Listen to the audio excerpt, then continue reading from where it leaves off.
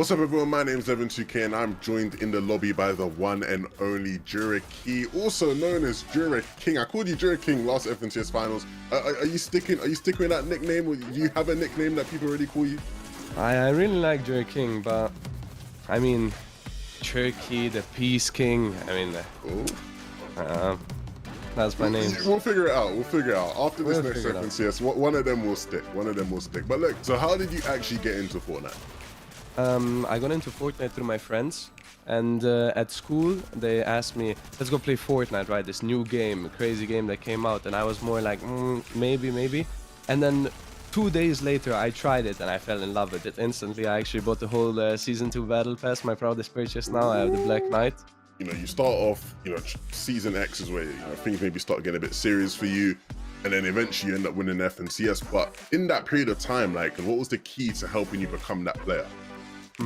So I think what actually held me back was my aim, which now obviously doesn't make sense, but at the start I had really good mechanics, so I was really flashy and fast, and my edits were really good. But then I always missed that shot, that crucial shot to get me that elimination. I obviously missed it always. And then I got in contact with my trainer, my coach, and he helped me with a lot of my scenarios, my routines, and that's how I improved. Talk to me about eventually them playing with Queasy and Truelets, because those are two players who very established names in the scene at the time. How was that experience playing with those guys? I was obviously happy. I told them, yeah, I'm gonna give it a try, but then I was really nervous, right? At the start, I couldn't really hit my shots, and that I didn't want to do mistakes with them because I obviously didn't want to get the drop for another player. But after a while, I got comfortable with them, and obviously that was the biggest chance I ever got in my Fortnite career. Was there a moment in that season, right, where you sort of realized, we're gonna win the FNCS? Yeah, definitely. So in Heat, when we won the Heat, after that, I told my dad, we're getting top 3 definitely. And he said, maybe you're even gonna win it. And I was like, maybe. And we did. Of course, the last 2 seasons, you've not made it to the FNCS finals, and you've definitely been, good enough players to do that U and I drop. How has that been sort of for you, from a mental perspective? After FNCS, my drive kind of went downhill, right? And I think that was my biggest problem, my biggest issue. But then a season or two after, I realized that I have this big opportunity in front of me with the FNCS behind my back. It's just a learning curve. Either you win or you learn, and that's what we stick by, me and Hydro. It's been an absolute pleasure being able to talk to you, my guy. Let the people know where they can find you online. Follow me on Twitter, obviously, at JUR3KY, and yeah, that's basically my main social. Guys, be sure to go check him out. He's an absolutely spectacular Fortnite player. Thank you again for joining me in the lobby. It's been Evan2K and Juraki. We'll see you guys all soon. Peace out.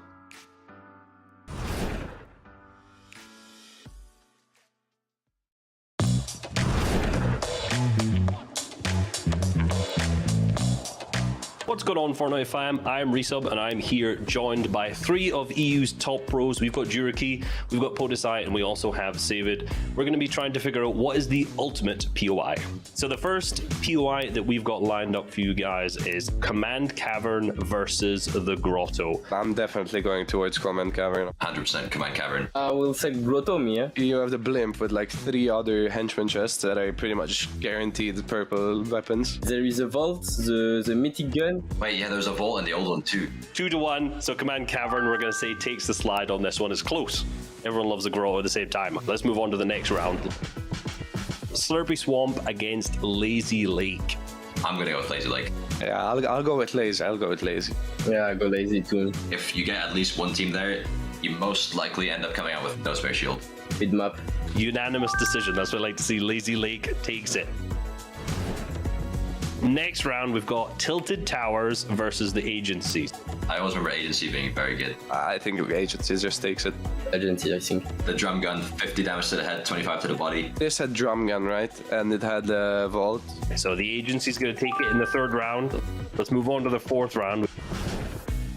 Sweaty Sands versus Chonkers Speedway. Chonkers Speedway. I think Chonkers too. It's kind of a close one, right? You get full cap match from Chonkers. So many splash, I think is better. Chonkers Speedway is going to come out on top in the 4th round. So that's going to take us over to the semi-finals. First one, probably the most difficult choice we'll have, I'm guessing, will be Command Cavern against the Agency. I don't think it's difficult. I think it's Command Cavern. I think, yeah, Command Cavern is... I think it's Command Cavern easily. I guess the only good part about Agency is the drum gun and the vault, but it's nothing compared to Command Cavern. I don't think I disagree with you on that. So the next one, we've got Lazy Lake going up against Chonkers Speedway then. Chonkers takes this one. I think Chonkers, No, I take Lazy. Yeah, I just feel like it's easier to fight at them. just because the splashes. Everyone's still sticking on Chonkers.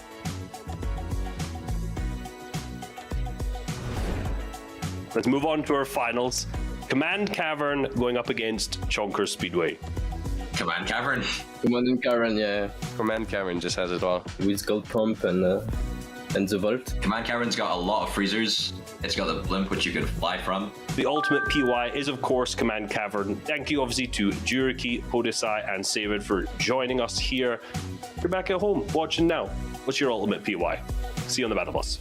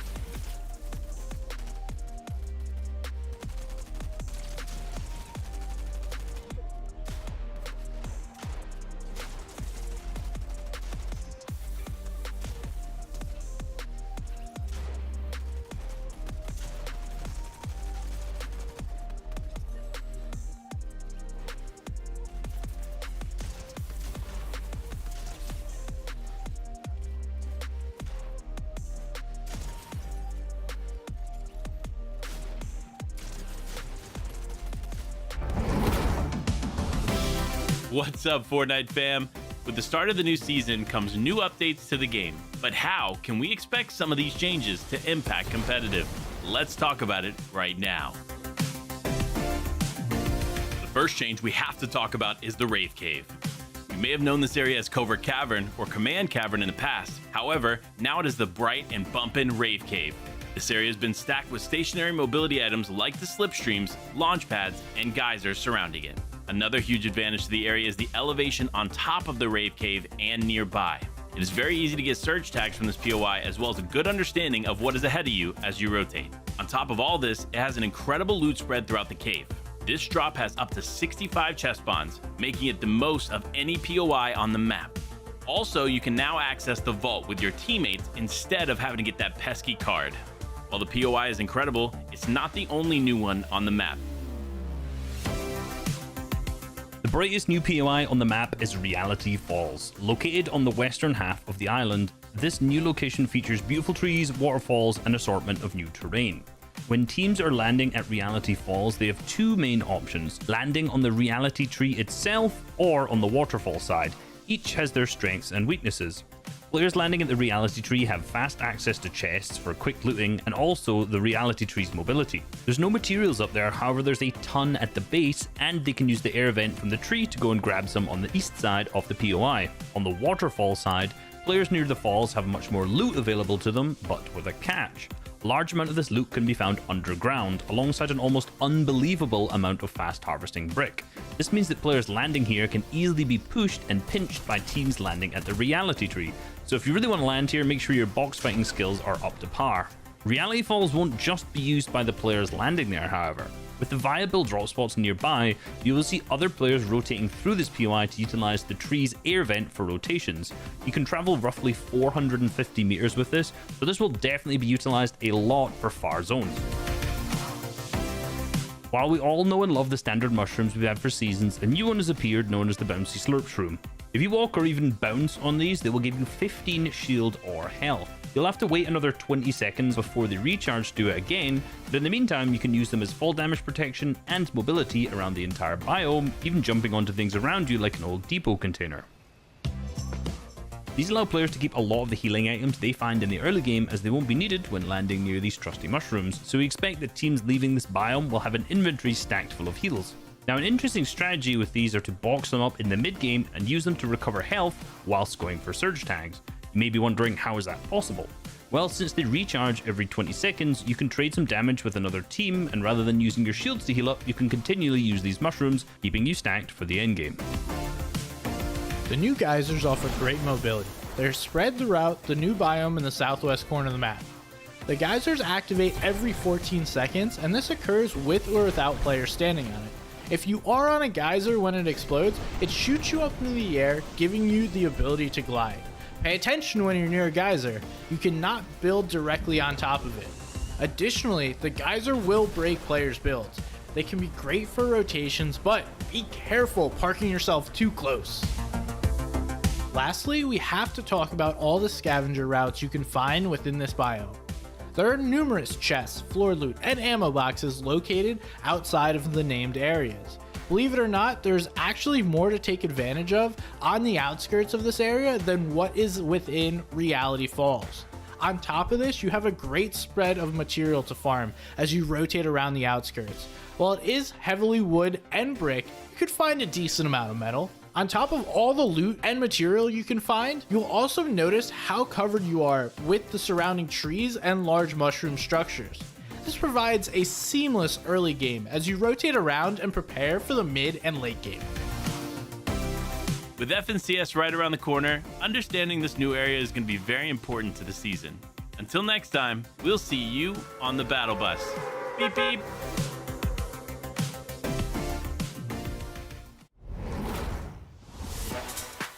What's up, Fortnite fam? We gotta talk about all the new weapons and some adjustments to the previous loot pool. Let's go ahead and get started. The Hammer AR is a new addition to the loot pool, providing a new go-to in the medium ammo department.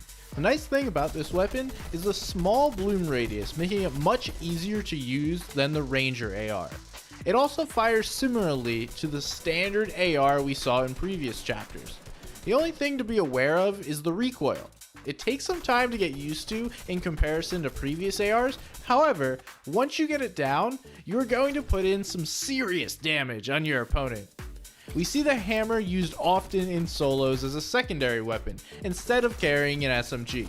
If you mix the hammer with a striker shotgun and a DMR, Storm Surge will not be a factor as tags will be easy to come by. Drop it.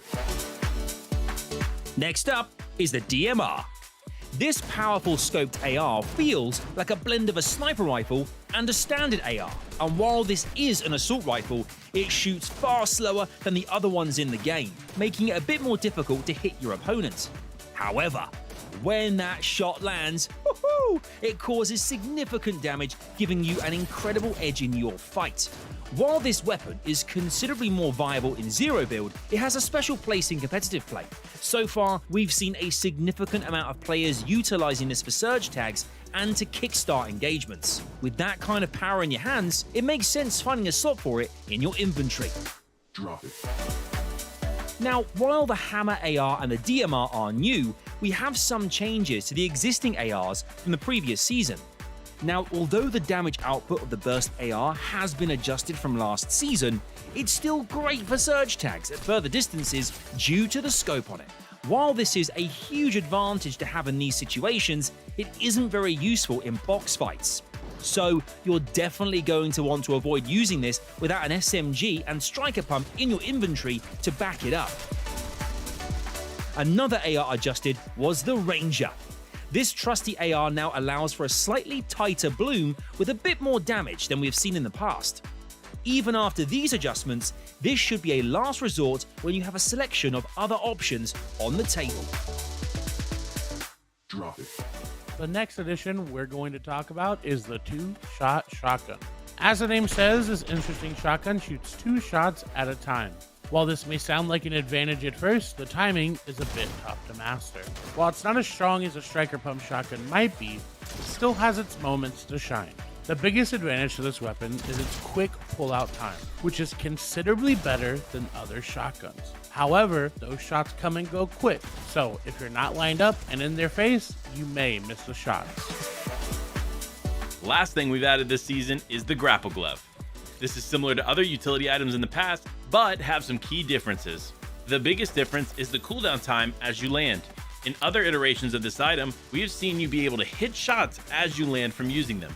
This time, however, you need to make sure you space out enough time to fully land and take the shot. In competitive play, these can be used 10 times per glove and can be found in set locations across the map. With all these changes in mind, what loadouts do you think we're going to see this FNCS season? Make sure to tune in to find out. Until next time, we'll see you on the battle bus. Beep beep!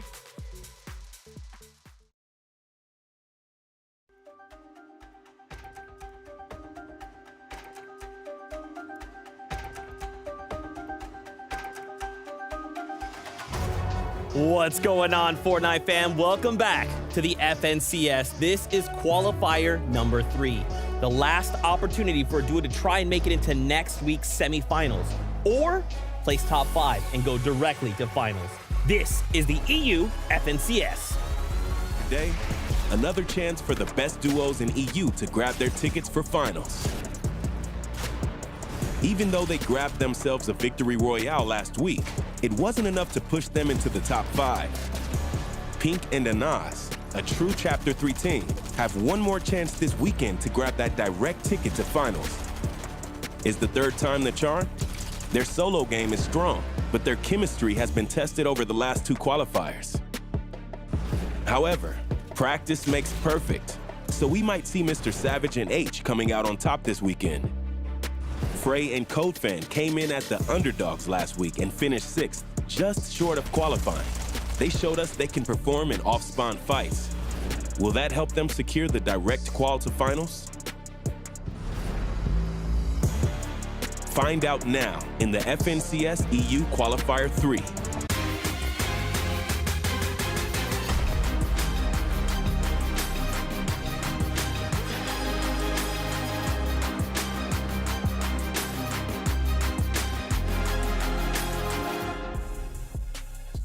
Welcome back, everybody. This is it. I just want to get right into this, all right? I want to bring in my friends because there's so much we have to talk about. So let me introduce our analyst, rather. It's Taco, it's Reese Hub, it's your favorites. I know. Fist bumping again. Yeah. You'd love to see it. Okay. It gets better every time. Yeah. It gets better every time. I just want to jump right into it, guys. Wow, you're quick today. I know. Qualifier number 3, last chance for some duos who are not sitting where they need to be in the series point leaderboard to either get there or place top 5 to go into finals. What are expectations today? I'm scared. And I'm scared for some teams, right? Because at this moment, like you mentioned, there's only a sliver of a chance. Not enough series points means that in order to make it through the semifinals, they have to come in the top 5. So there's a bunch of these teams, we'll figure it out when it comes to some of the later on, exactly who these guys are, need to make a top 5 or their FNCS is over. And with the way that a lot of these play days have already gone, I mean, expect the unexpected almost at this point. These duos just all seem like they came out to play, and I think either way, we're going to get a really strong top 5 finish here. You'll love to see it. We're going to get into some of the duos to watch and more in just a second. But first, why don't we come over here. Let's talk about the broadcast schedule. So if you're enjoying the FNCS, you're like, Zeke, this is my first time, welcome. I'm very happy that you're here hanging out with us. This is the FNCS. Take a look at this. Qualifiers 1 and 2 already done. We're sitting right here. Next week, we are back with the semifinals. 3 days of Fortnite action. But how do we make it here? Well, Reese has got us covered. Yes, I do indeed, of course. Thank you for the great breakdown. But one of the things we want to point out straight away, all of the money, all of the earnings are in the finals. Thank you much. And all of the place after that, which most of our teams won't want to go, is semifinals because they want to skip that. They want to go straight through to finals, and that's what getting a top 5 here will get you. However, any other people in the leaderboard who don't hit that top 5 will get series points, and they will fly straight through to the semifinals. Hopefully, if they've done enough across all 3 of these. So main takeaway, top 5 on the leaderboard is actually what matters. And you can't get top 5 on the leaderboard without being able to secure some top 5 finishes or just anything that is 31st through 35th and ahead. But obviously, the top 5 is where you want to be, given that you get 32 points for that Victory Royale, 29 through 26 for 2nd through 5th. But also keep in mind, each elimination worth an additional 2 points. So for a lot of these duos, they're not just trying to keep track of where they finish exactly, because if you can find some high elim finishes, that's always going to boost you just a little bit more. And I think that it's also important to note that if you come in anything less than 35th, you get absolutely nothing, and that would really ruin your chance for a top 5 placement. Absolutely. I mean, those are bad games. Of course, if you're fighting off spawn, you're going to see a bunch of our teams probably go down there with 0 points, which is not what they want at all, because they want to make it through to the finals, Zeke, where all that money is. That's right. There's a ton of prize money across 7 regions. Now take a look. This is our breakdown for just EU. Okay, $300,000 for that duo that comes in first place, as well as the Axe of Champions 2.0. You know, there's a lot at stake here. Now, don't forget, if you're following along with your favorite duo, they make it to finals, they're competing, continue to cheer them on, right? If they can go from like last place up to 10th, difference in prize money, okay? So just keep rooting for that favorite duo of yours until the very end, because anything can happen. Let's talk about some duos we'll be watching in today's competition. Reese, help me out. There's 100 of the best duos from EU who haven't already made it through to the finals because they've been taken out so far. This is the top 50 list, some of the biggest names that we've got in there. But of course, in the top left, we have Loki and Sangel, the team we haven't seen that much in FNCS. But if you've watched a lot of the cash cups, some of the other lobbies that we've had going on through EU, you're going to be impressed by these guys. And I'm very excited to watch them today. Off spawn, I pretty much, in a set lobby, have never seen these guys lose a game. That's a little tidbit from my man, Coach Harry, who's been watching them, because his team's been going up against him off spawn and unfortunately getting bullied. So if we see guys fighting these guys at the top of the Rave Cave, it seems to be where they're going, I expect these guys to come out on top. And that's the thing, too, is that when you have such an aggressive opening, it makes it a lot easier, I think, to really develop your momentum to carry you through to the next round. But obviously, they're not the only duo that's looking for a really strong entrance. And that's going to be Pena and Raisin, I think, are just another duo that really stands out to me as far as being able to kind of control that early rotations. Yeah, and to be honest, one of the things that I love about these team is the fact that Raisin in particular, 2 seasons ago, Chapter 3, Season 1, was scary. You didn't want to get close to this guy. He was a dominant fighter, almost like a too careless and reckless kind of way. You didn't want to get near him in that kind of command cavern, what it was, Luke Cave, what it is now. This season, or sorry, last season, I'm skipping between here. You're just trying to get to the good I stuff. am. Yeah. They ended up placing last in the FNCS finals because they tried to play too slow, too conservative. So I'm hoping this season that they've kind of managed to mend between the two. Good fighting skills and actually understanding the game as well. And that makes it a little bit easier because I think when it comes to the top 100 players in Europe for this qualifiers race, can't leave out Junda and Stompy. I think that this is another duo that's really just going to be looking for those opening fights to try and take early on, because it's all about a lot of the positioning that you can maintain from the loot in the start. Yeah, and interestingly, like last season, their mid game, they actually had, out of all of the qualifiers for the FNCS finals, the lowest mid game success rate. So not great for them. But that was through the qualifiers. When it came to the finals, they ended up placing 6th. So they had a really good day. They pulled it all together for when it mattered.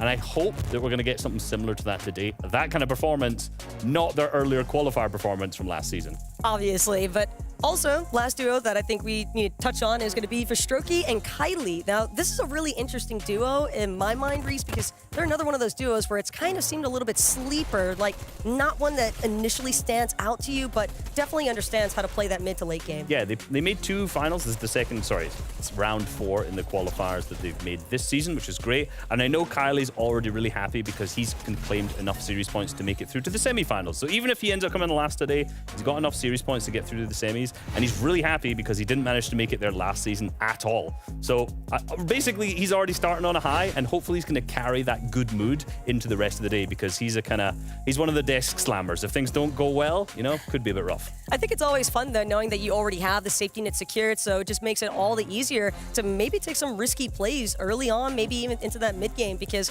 what have you got to lose, really? You've got absolutely nothing to lose, and of course, we're going to see some of the best content because we've got nothing to lose either. Thank you, Reese. That was great, though. Check this out. So we actually had some time. We sat down with one of the greatest players in the EU community. This is In the Lobby with Vadeal.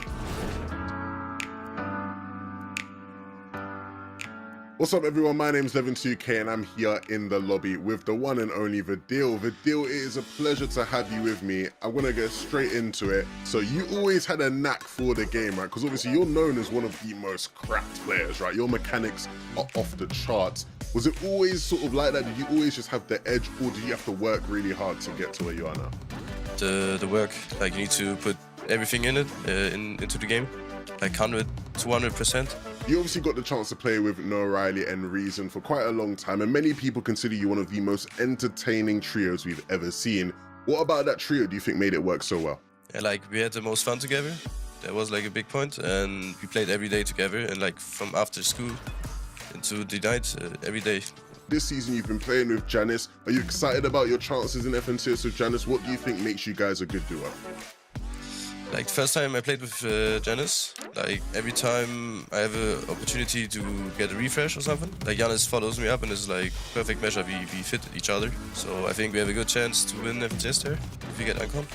Well, that's a great point, right? If you get Uncon, where are you landing? Who is it that you come up against on a regular basis? I think many people watching have a good idea, but talk us through it. We land Greasy for the whole year, and we get like contested by 2 pro duos, I think. It's like Stormy Right and Default and Nebs and Rain.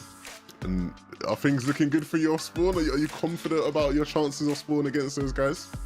Yeah, we get like the training from Canada, he's helping us, and then we win Osman, yeah. Are there any duos who you look at and you sort of go, I don't want to mess with that duo, right? Who do you think is your biggest competition this season? I would say like Tyson and Chapix, 100%. Like I played a cup with Chapix together and he's like so good somehow. Together with Tyson, Tyson's the best player. Vadeal, what is the #1 thing you still want to achieve in your career? Of course, you're not wrapping up anytime soon, hopefully, but is there anything else that you still really think, I need to do this in Fortnite? World Cup win and FNCS. And hopefully this season is the season. We hope, yeah. Well, look, it's been an absolute pleasure having you in the lobby with me, Vadeal. Thank you very much for joining. Can you let the people know where they can find you online? Vadeal on Twitch, YouTube. On Twitter, it's VadealFN. Be sure to go check him out, guys. Thank you very much for joining me. It's been Levin2K and Vadeal in the lobby. See you guys all soon. Thank you so much to Vadeal for hanging out with us. But now, we got to turn our attention to the duos we'll be seeing in today's game. Let's talk about Floki and Clement. Arguably, one of the greatest duos to ever be landing Chonker Speedway. Absolutely. They're one of the most consistent teams out there in EU. But similarly to kind of counter that, anytime they leave Chonker Speedway, it seems to kind of do a bit better for them. So I still want to see where they end up doing from Chonker Speedway today, but I remember back to Chapter 3 Season 1. In the semi-finals, they ended up switching to Camp Cuddle, which is no longer on the map because this part is all changed now. But they moved there, instantly qualified. And I remember back to one of the Chapter 2s, they went from, I think it was Pleasant Park to Slurpy Swamp. Same thing, instantly qualified as well. So although these guys are landing here all of the time, the success rate from this actual drop spot hasn't been that great. But if you switch it up sometimes, I seem to just do better off their kind of not regular drop. It can always help to mix and match from time to time just to kind of keep a little bit more of that differing engagement, I think is the word I'm looking for here, because a lot of duos, you know, you kind of expect the same rotations, the same challenges, but if you're landing in a different spawn, then what's to say that anybody else might not be expecting them? Absolutely, and I said this at the top of the show for the last two qualifiers as well, but Clement has made every single FNCS finals apart from one. So I'm kind of just like nudging him along here, like, come on, you know, you can't Don't ruin jinx that. the man now. Yeah, well, he's one of 4 or one of 6 that have managed to make it through to, I can't remember the exact number, I think it's one of 4 who've managed to make it to every one apart from one. So, like, if you miss it out here, come on, man. We don't want to curse these duos like that. Come on, Too late. Reese. It's too late. We got to talk about this next one. It's Pink and Anas. We're landing Rave Cave, but it decided we got to go to the Joneses. We're going to switch things up. Yeah, of course. And that was this season that they've just decided to change, because the last 2 seasons, they were in that west side, very, very close to that drop spot. And I think a lot of this is the grapple gloves. Similarly, there's a 50% spawn rate car, which the other 50%, if it's not there, is going to be in Coney Crossroads, which we saw play a really important role in yesterday. But the main takeaway from this team, to be honest, both Qualifier 1 and Qualifier 2 have won a game, but yet not qualified, because they've not gotten essentially all the rest of the points in the other 5 games. It's just a little bit of inconsistency, I think, that seems to really be dampering things for Pink and Anas, because like you just mentioned, Reese, they're able to find that first place finish. Getting the Victory Royale is always going to be a massive swing on the leaderboards, but at the same time, it doesn't mean much of a difference if you can't hold on to that. So what I really want to see from Pink and Anas today is maybe not necessarily first place every single time, but at least maintaining that top 5 threshold, because they've been so close these past couple of qualifiers, and I think it'd be kind of heartbreaking now for them if they're not able to close it out right away. Absolutely, and you know what we've seen across the last 2 qualifiers is the versatility. I've talked about it multiple times across the week, well, the last week and a half, is the fact that they can play high ground, low ground. They can seem to do it all at this point. That's right. One last duo to throw your way. A duo that barely missed out last week, coming in 6th place, is looking to come back and said we want a top 5. That is indeed, of course, we've got Frey and Flixie. It was a bit of a heartbreaking story as well, because in the final game, they ended up down 14th. So it's like they had the off spawn, they got through the mid game, they got to the end game, but they just weren't able. I think there was a 6 additional points would have managed to qualify them through. And they were fighting off spawn a bunch on Friday in qualifier number 2 and winning, quite unsurprisingly, not because of the quality of them as players, but because they were going up against Joe and Ziandi off spawn, who were notorious for fighting really well at that drop spot that they were at, which was Synapse Station. So switching up a little bit today, I want to see how that actually ends up working out for them. I think just a little bit more patience in that late game aspect, because I think that when the scrappiness really starts to go through and the moving circles start to come into play, it can be really tough to keep track of where everybody's actually at. But these two seem like they've got great awareness, and I wouldn't be surprised to see them close it out. Like Flixie's changed his name as well. He was something else, and now he's all realized that we couldn't figure out who he was for half the tournament, and now he's back to Flixie. Shout outs to you, Flixie. I like that. I like to see that. I respect it. Let's go this way. So we have seen a lot of battles happen across the map here for the grapple gloves. And here in Qualifier 3, it's not any different, right? But this time, it's not just a 2v2. There's actually 3 duos all fighting out. Nebs, Reason, and we'll take a look at the 3rd duo in just a second. But what can we expect from this? I mean, if you've watched Qualifier 1 or you've watched Qualifier 2, you'll have seen this battle once in Qualifier 1 and the next battle in Qualifier 2. We've kind of got the meshing of both worlds here. So this is the drop spot in that bottom left that they're going to, what we've called the depot split, rather repeatedly at this time. And you can see this is the teams we've got. We've got Mariah and Nebs on the left, Reason and Noah, who are going to probably be 50-50 in off spawn, and also Janice and Vadeal landing in Greasy Grove. So right now, Nebs and Mariah are kind of just going up against all of the Germans, which is unfortunate. And this is why. grapple gloves, straight in the middle. So what we saw from Greasy Grove was that last week, or sorry, in qualifier number 2, we saw a lot of movement to try and just get straight onto the grapple gloves, in particular from Vadeal's team, which was kind of surprising, to be honest, because you would expect one of the teams down in that west side to get it.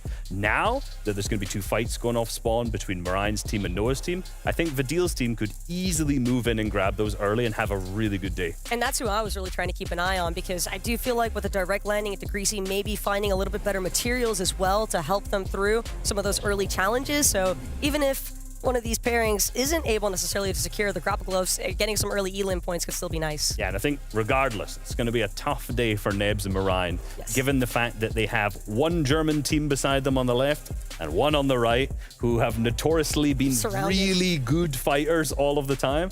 I am scared for Nebs and Ryan this season, I'm not gonna lie. Or this, just right now, maybe the whole season. Yeah, we'll keep close eyes on them. We'll be updating you as things unfold. One final one, Stompy versus Swag over at Loot Lake, similar story, battling for the grapple glove. Absolutely, right? This is kind of something that we saw in Qualifier 1, Qualifier 2. Yet again, you're starting to see some trends and some themes here about how this works out. The Loot Lake drop spot, of course, in Qualifier number 1, Swag and Pablo were doing really good in the first half until Mustache and Malabuka ended up just dominating them, essentially, off spawn in the last half. I'm not entirely sure who I'm going to put this up to. Who's going to win the fight? Who do you think is winning this fight off spawn? That's such a tough call. I think it really just depends on whoever starts opening shots, really, Reese, because I feel like with a drop spot like this, it's kind of all or nothing. You don't really have a chance to keep anything in the reserves, because you also have to remember, if you spend too much time trying to battle it out in this early aspect, whether or not you find the grapple gloves is irrelevant, because you're just going to be too slow to find favorable positioning in that mid to late game. Absolutely. One thing I can tell you, though, the fight's going to be content. It's going to be good content, and someone else has some good content. I think that's Zeke. Oh, wow. Reese is really on it today. You like to see it. Guys, check this one out. You've probably seen this before, but we want to go give it to you again. This is the ultimate PY. What's going on, Fortnite fam? I'm Resub, and I'm here joined by 3 of EU's top pros. We've got Juriki, we've got Podesai, and we also have Savid. We're going to be trying to figure out what is the ultimate POI. So the first POI that we've got lined up for you guys is Command Cavern versus the Grotto. I'm definitely going towards Command Cavern. 100% Command Cavern. I will say Grotto, me, yeah? You have the blimp with like 3 other henchman chests that are pretty much guaranteed purple weapons. There is a vault, the mythic gun. Wait, yeah, there's a vault in the old one too. 2-1, so Command Cavern, we're going to say, takes the slide on this one. It's close. Everyone loves a Grotto at the same time. Let's move on to the next round. Slurpy Swamp against Lazy Lake. I'm going to go with Lazy Lake. Yeah, I'll go with Lazy. I'll go with Lazy. Yeah, I go Lazy too. If you get at least one team there, you most likely end up coming out with no spare shield. Mid map. Unanimous decision. That's what I like to see. Lazy Lake takes it. Next round, we've got Tilted Towers versus the Agency. I always remember Agency being very good. I think Agency just takes it. Agency, I think. The drum gun, 50 damage to the head, 25 to the body. This had drum gun, right? And it had the vault. So the Agency's going to take it in the 3rd round. Let's move on to the 4th round. Sweaty Sands versus Chonkers Speedway. Chonkers. Chonkers Speedway. I think Chonkers too. It's kind of a close one, right? You get full cap match from Chonkers. So many splash, I think is better. Chonkers Speedway is going to come out on top in the 4th round. So that's going to take us over to the semi-finals. First one, probably the most difficult choice we'll have, I'm guessing, will be Command Cavern against the Agency. I don't think it's difficult. I think it's Command Cavern. I think, yeah, Command Cavern. I think it's Command Cavern easily. I guess the only good part about Agency is the drum gun and the vault, but it's nothing compared to Command Cavern. I don't think I disagree with you on that. So the next one, we've got Lazy Lake going up against Chonkers Speedway then. Chonkers takes this one. I think Chonkers. I take Lazy. Yeah, I just feel like it's easier to fight at them. Just because the splashes. Everyone's still sticking out Chonkers.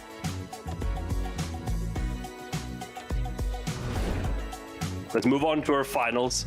Command Cavern going up against Chonkers Speedway. Command Cavern. Command Cavern, yeah. Command Cavern just has it all. With gold pump and the vault. Command Cavern's got a lot of freezers. It's got the blimp which you can fly from. The ultimate PY is, of course, Command Cavern. Thank you, obviously, to Juriki, Podesai, and Savid for joining us here. You're back at home watching now. What's your ultimate PY? See you on the battle bus. As always, huge thank you to the players for hanging out with us on Media Day. But now, we get ever closer to jumping on that battle bus.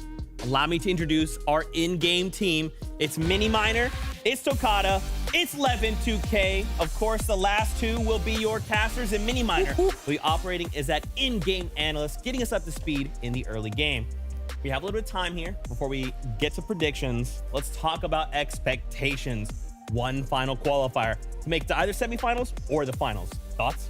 This is an intense one. This is an exciting one because, as Reese mentioned earlier, this is going to be the last chance saloon for a few of these teams. They haven't got enough to make it to the semifinals, so this is going to get intense. This is going to get desperate almost sometimes to Carter. I'm personally so excited. I mean, yeah, coming from the perspective of a player, in this last qualifier, it really is your last chance to make it happen. So the nerves are kind of at an all-time high here. So I'm curious to see which duos are able to stabilize that and play concentrated, and which ones maybe get, you know, the nerves, get the best of them, and they make some mistakes. Look, if you can't handle the heat, go to the kitchen. What are you here for? It's the FNCS. I ain't trying to hear about nerves, man. We're out here, play your best Fortnite. A lot of these teams, though, can do that, and they've shown that, right? We've already been through a couple very difficult rounds, so I'm super excited to see how they adapt and move in this round 4. That's right. Let's do this. Predictions time. I'm going to go ahead and play spoiler. I know that Mini has gone ahead and broken through his caster curse. So it is me, it is Mini Miner, and we believe Janice and Vadeal could bring it all home. Yes, we're together in this. Me and Zeke are the new dynamic duo of the EU region. I like it. But yeah, I mean, this is an exciting duo. As Reese mentioned earlier in the top show, we were talking about them potentially being able to get those grapple gloves almost every single game because of the fight that was going on down to the southwest. And actually, last time in the final, in the qualifier number 2, round number 4, every single time they had those grapples, they did really, really well. They had a first and a third. So I'm excited for this team, and I'm sure they'll qualify. Look, speaking about dynamic duos, you know me and the caster duo 11, they had to go with Pink and Anas. They were able to secure the victory royales in the previous qualifiers, but not the actual qual itself. So I know now with all the practice they've had, the preparation, that in this third qual, they're going to take it home. Yeah, this is a duo I have a lot of belief in. You know, 2 very good friends of mine as well. So I'm always rooting for them, but I believe qual 3 is going to be the time they finally put it out. Like Takar said, they've won games on this stage before. They know how to do it. They've been here, they've been so close, and now they're going to beat the line. Listen, third time is the charm for a reason. This is where Hen and Mr. Savage are really going to start actually taking over. We've seen this duo time and time again not really be able to find their stride. Hasn't been the most synergized, but at the same time, after all the playdays they've had so far, I think this is where they finally seal it. Look, you can give some analysis. I will say, I have sat here and roasted Hen and Savage for 2 qualifiers, but it's analysis, because when I see mistakes, I'm going to point them out. I'm going to say them in a nice way as a learning experience. However, during the earlier rounds of this qualifier, I'm seeing some good stuff. Towards the end of the last qualifier, I saw hype plays. I saw a team who could actually hit a top 5, and they were so close. So I'm going with it. Look, Savage, he's got that new org hype. He does. Yeah, shout out to BL, shout out to him as well. A lot of expectations coming into this qualifier number 3. We hope you guys are as excited as we are. And it is that time. This is game 1 from qualifier 3. Game 1. Thank you very much, Zeke. We have already seen 10 fantastic teams qualify through to the FNCS final, and I can't wait to find 5 more teams to join that bunch. Alongside me is Takata. We will be breaking down all the action for you across these next 6 games. Hello, I'm looking forward to it. I mean, I'm excited, Levin. There's new players. This is the last chance for them to qualify to the finals. There is series points that you accumulate if you don't get top 5, and you can use that to get yourself into the semifinals. But I mean, new drop spots, Levin, new players, new organizations. Shout out to Mr. Savage, now a part of BL, become legends. But the battle bus is ready. Let's get right into game number 1. It's going to be a fun ride across these next 6 games. If you've been here before, you'll know exactly what to expect. The best of the best players all competing for one thing, and that is a spot in the FNCS final. But you have to get there, and it can be a slow process at times. But the first hurdle that you have to face is potentially an off-spawn battle, and it seems like we may get that here at the Loot Lake. Close to the Coney Crossroads, center of the map, great position if you want to be in the zone. However, it's a dangerous one. You can see the amount of duos dropping at the bottom right of the mini-map, the ones that are getting into this instant engagement, and already 2 players going down. Larko now up, has to choose. Does he go for that finish, or does he try and pick up his duo partner? Is now it's looking dangerous. Yeah, Wox is in a situation here where Robban obviously isn't by his side, has already been taken out. And the Swede, the young Swede that is, very much has plenty of firepower, brilliant aim. But what can he do in this situation? Wox now pushing the issue and getting in boxes, getting eliminations as well. Gets his revenge, but now the story is not finished. You can see Fredoxy and QB in the distance, looking to try and capitalize. Fredoxy and QB having the edge in this engagement with the 2 versus 1, but quickly enough, one of the players has gone down. Now it's all up to QB, the 1 versus 1, but he's taking the disengagement here. He does not want to get eliminated, Levin. Wox has done brilliantly here, right? In multiple situations now, where maybe the odds were against him, he's found a way, takes Fredoxy out, and so QB forced to rethink the issue. If Wox can keep hitting shots like that to Carter, they might be well on their way to qualifying for the final. Over at Greasy, though, this is something the analyst made sure to highlight at the top of the show. It looks like Reason and Noah Riley have already picked up the eliminations onto Nebs and Marine. An unfortunate start for those two, but nevertheless, the Germans will be pleased. But we can't speak too soon. They might run into 2 other very aggressive Germans over at Greasy Grove. Look, if it's anything like the first qualifier, Noah Riley and Resin, they're going to have an engagement every single match here all day against Nebs and Marine, going for those grapple gloves. We have to be careful with the third party from Greasy, but looking back at H and Mr. Savage here, they do have Tilted Towers uncontested. The only issue that we saw in the previous matches is they were staying in their drop spot in Tilted Towers for a very long time, sometimes causing them to rotate late into the zone. So I'm curious to see if they change anything up.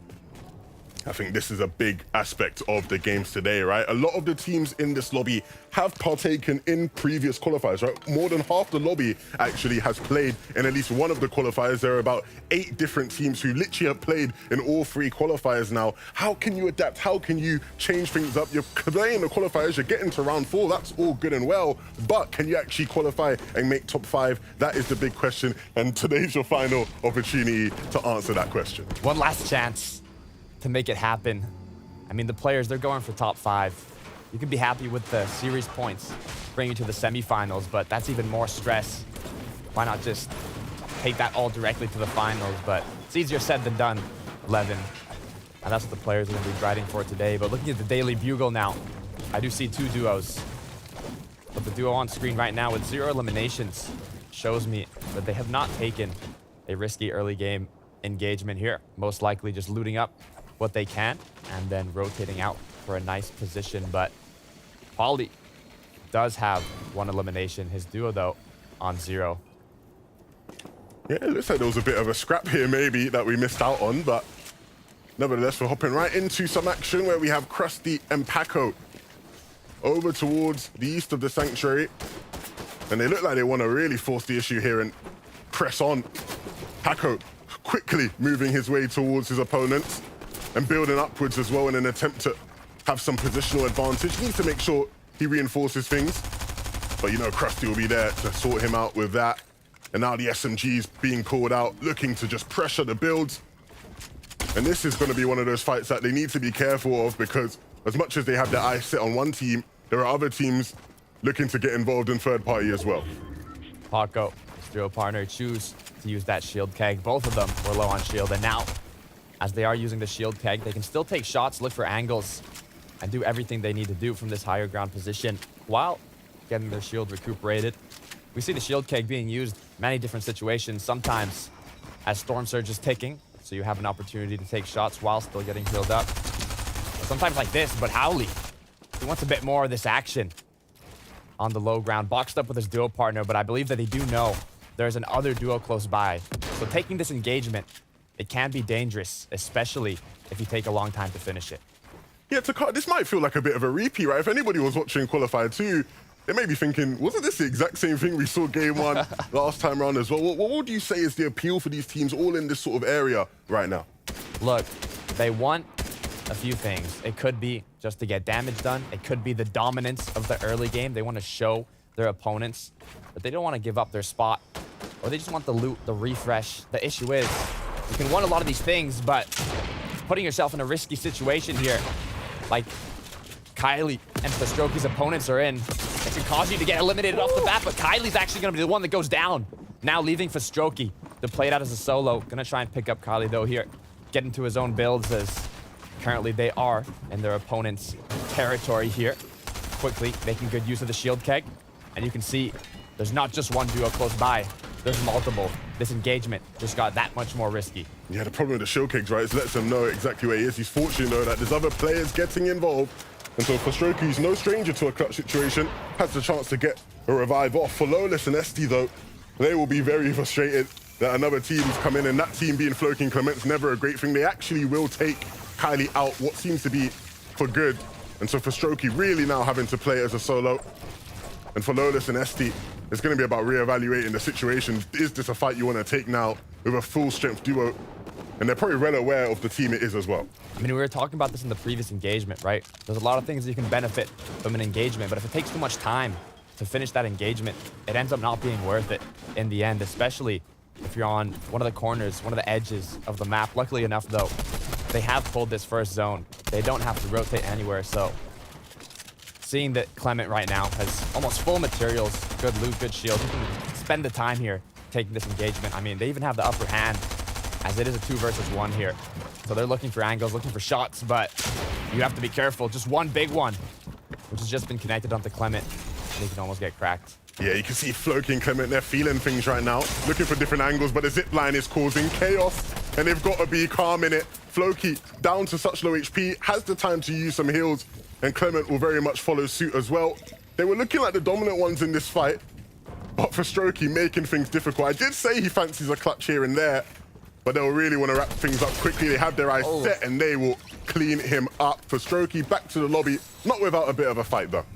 Not without a bit of a fight. Great job there staying up, but sometimes it's incredibly difficult. But going back to the same engagement we previously saw, these players are still here looking for angles, taking shots. But the difference with this engagement and the one Floki and Clement were in, as you can see, Krusty here has 20 builds now, 0 extra shields to work with.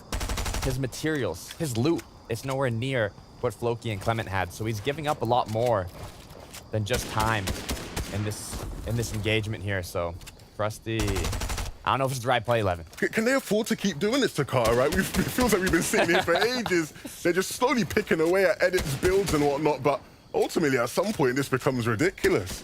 I mean, you can see they're very hungry for something here. I'm not sure if it's that dominance in the early game or if it's a little extra bit of loot, but we can see now, looking at the map, the zone has pulled even further south, so they will have to rotate shortly here. And even the ammunition, it's running low. The one silver lining for them, right, is that where they are positioned near the Monument Islands, there are some rifts available to get to zone. So when the time comes, they should be all right in that regard, but I'm sure they'd rather finish the fight quickly. For Phoenix, Bad Sniper, they found themselves in a fight, and it's a fight they're looking to close out quickly. Their opponents are much lower on HP than they are, and it's all a matter of finding Lowless and SD and connecting with those shots. Bad Sniper for Phoenix right now. Shuffling through here, looking to see what they can find, and I think there's the 3rd shield keg we've seen in this early game, Levin. I don't know if these duos are getting a bit lucky or there's just a lot of shield kegs this time around. Anyways, Lowless here and his duo partner, SD. No spare shields. They could use a shield keg as now they continue farming up.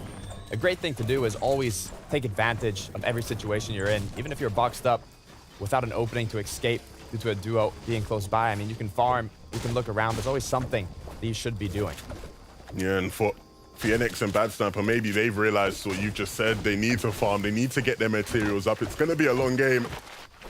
But of course, it being a long game means there's so many more players that need to go down. And with so many more players, so much action, we can't possibly break it all down. So we're fortunately having Mini Miner here to break something down for us. Thank you, Levin. Now, we've seen so many teams having a lack of shields at the moment, and one team that's not having a lack of shields is Reason and his duo partner, Noah Riley. Of course, they're using the mushrooms to heal their way back up after that off-spawn fight, and they can keep their minis going into the endgame. All of the heals they can save by doing this is going to help them in the long run massively. Thank you so much, Mini Miner. It's actually a great thing to bring up. If you have a drop spot in a POI or a location where you don't have to use the loot you find, especially to recuperate shield, and you can do that with the environment. It can save you so many chug splashes, mini shields, bigs, shield kegs, whatever you find. You can just use it in the late game and keep it. But the battle in the rivers here by the islands, it's still going, Levin. We're not done. Yeah, they might need more than just a couple shields to save them in this instance, right? They might need the Lord Joneses above to give them some fortune. The zone pulling away and the fight still continuing. But you can see it's gonna close out in Paco and Krusty's favor. The revive should be coming off as well on Krusty's side. And so what seemed to be one of the more slower engagements we'll see across these qualifiers finally wrapping up. 2 points per elimination, Levin. Paco and Krusty just secured 4 eliminations from that engagement. Now the question is, are those 4 points going to outweigh the placement points that they might lose out on now having to rotate late into the zone without too many materials, without too much loot? It's something we'll have to find out later on in this match, sorry. As now Canox trying to see if he has his duo partner close by, but might just be playing out as a solo here. It is 82 below Storm Surge. Remember, if you are playing as a solo, it's even that much harder to get the required amount of damage once Storm Surge is activated. On the good side, though, he does have shields to tank it a bit. Yeah, and of course you might be wondering, Levin, what's going on? Why has he stopped? The zone's not that way. Why has he turned around, right? He's down below on Surge, 109 down below to be exact. And so he realizes, look, I need to do some damage. He knows there's players behind him in the zone. He wants to turn around and take shots at them. But of course, right, the ultimate priority will be to stay alive in the game. And at some point, that will mean going to the safe zone. These two, though, well in the safe zone and well above Surge, Mr. Savage and Guild H. Looking too nice when it comes to their current position. And I think the big question around them, what do we have here? Mr. Savage maybe picking up some limbs. Like? It seems that way. Oh, that's nice. Well timed. The cohesion, the coordination from that duo, right? I think that's the one thing everybody's been asking for out of these two, for them to be on the same page more often than not. And if they can do that, there is no doubt in my mind that there will be a team that qualifies in the top 5 today. I mean, Levin, in round 3, the previous round, Mr. Savage and H were tied for the most eliminations as a duo, so I don't know if it's the org buff for Mr. Savage here, or they just have that much more confidence now. Being that third opportunity to qualify, the last chance to make it directly to the finals, but from what I'm seeing, they're motivated. 2 eliminations for H already, have a great amount of loot, and just by the way they're moving around, fast pace, quickly, looking to make something happen, but Loki here, tricked. Not looking to be in the best of situations as he has to pop these bandages as Storm ticks him down little by little, and just having to build. It's what stopped him from popping that bandage and is gonna go down now. Canox, I believe this is the player, which, correct me if I'm wrong, Levin, was playing out as a solo and stopped in the zone to get some more damage, so he has found this. As now Stompy as well, playing it out individually. Yeah, Stompy doesn't have Dew with him, which is going to be a big shame in terms of their hopes in this game.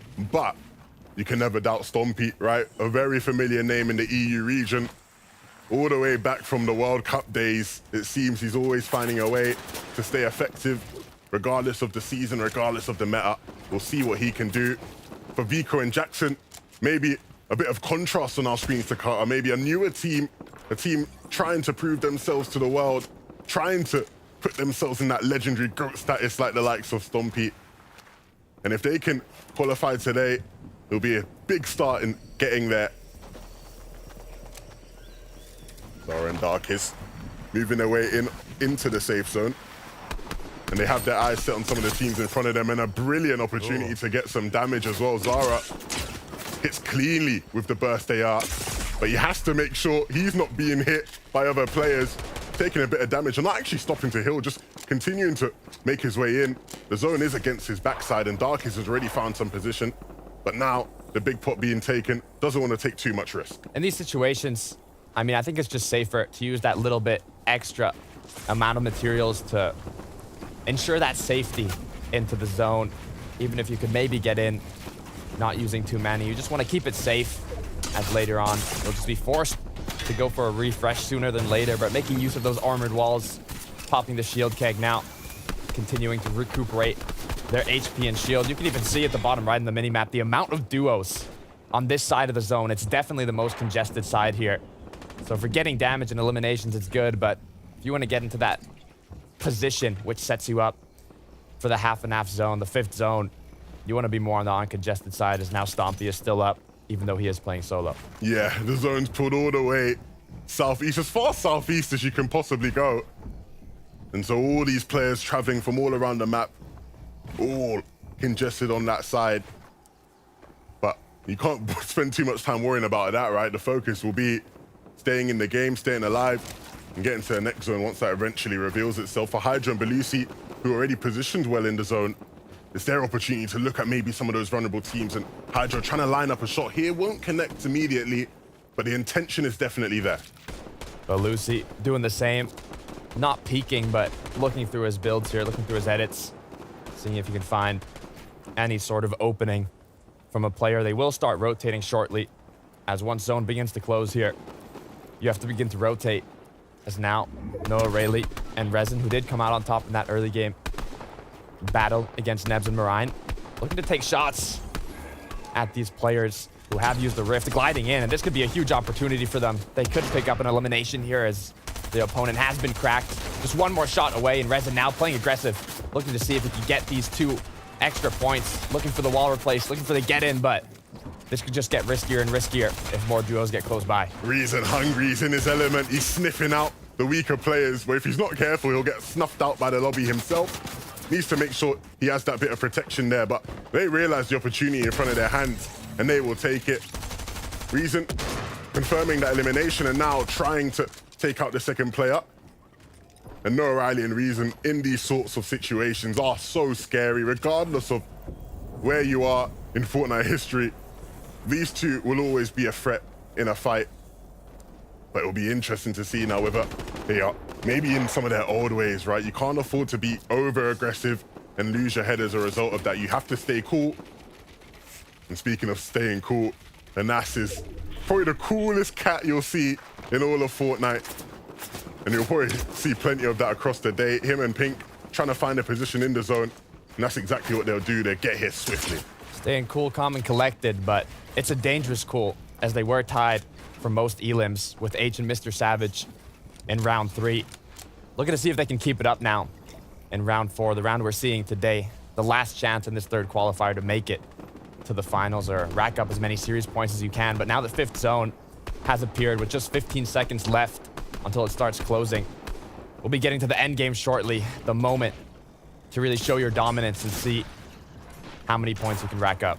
For Waze and Zeston, you can see they're positioned a lot higher than everybody else in the lobby. Maybe looking to stake their claim as the dominant height team in this lobby. There are a couple teams that maybe would fancy that position. Or if they can pull a zone here or there, maybe that could be theirs to claim. But whether it's high or low, you have to stay together. You have to stay on the same page with your teammate. You have to be at your best. And for H and Mr. Savage, we did see them playing high ground a couple times in the previous qualifier. Or maybe not looking to be in that kind of position right now. The position they want to take is one in the zone, and so Savage will lead the way, H will follow. Rotating down below, trying to conserve as many materials as possible. Issue is, I see Mr. Savage right now, 56 builds.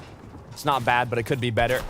They will most likely have to look for a refresh here in some of the upcoming moving zones, but in the moment, remember, the only mobility item are those grapple gloves. You have the natural mobility around the map, but if you don't have it close by, it's all up to that grapple glove. And speaking about that, Frey now holding on to one.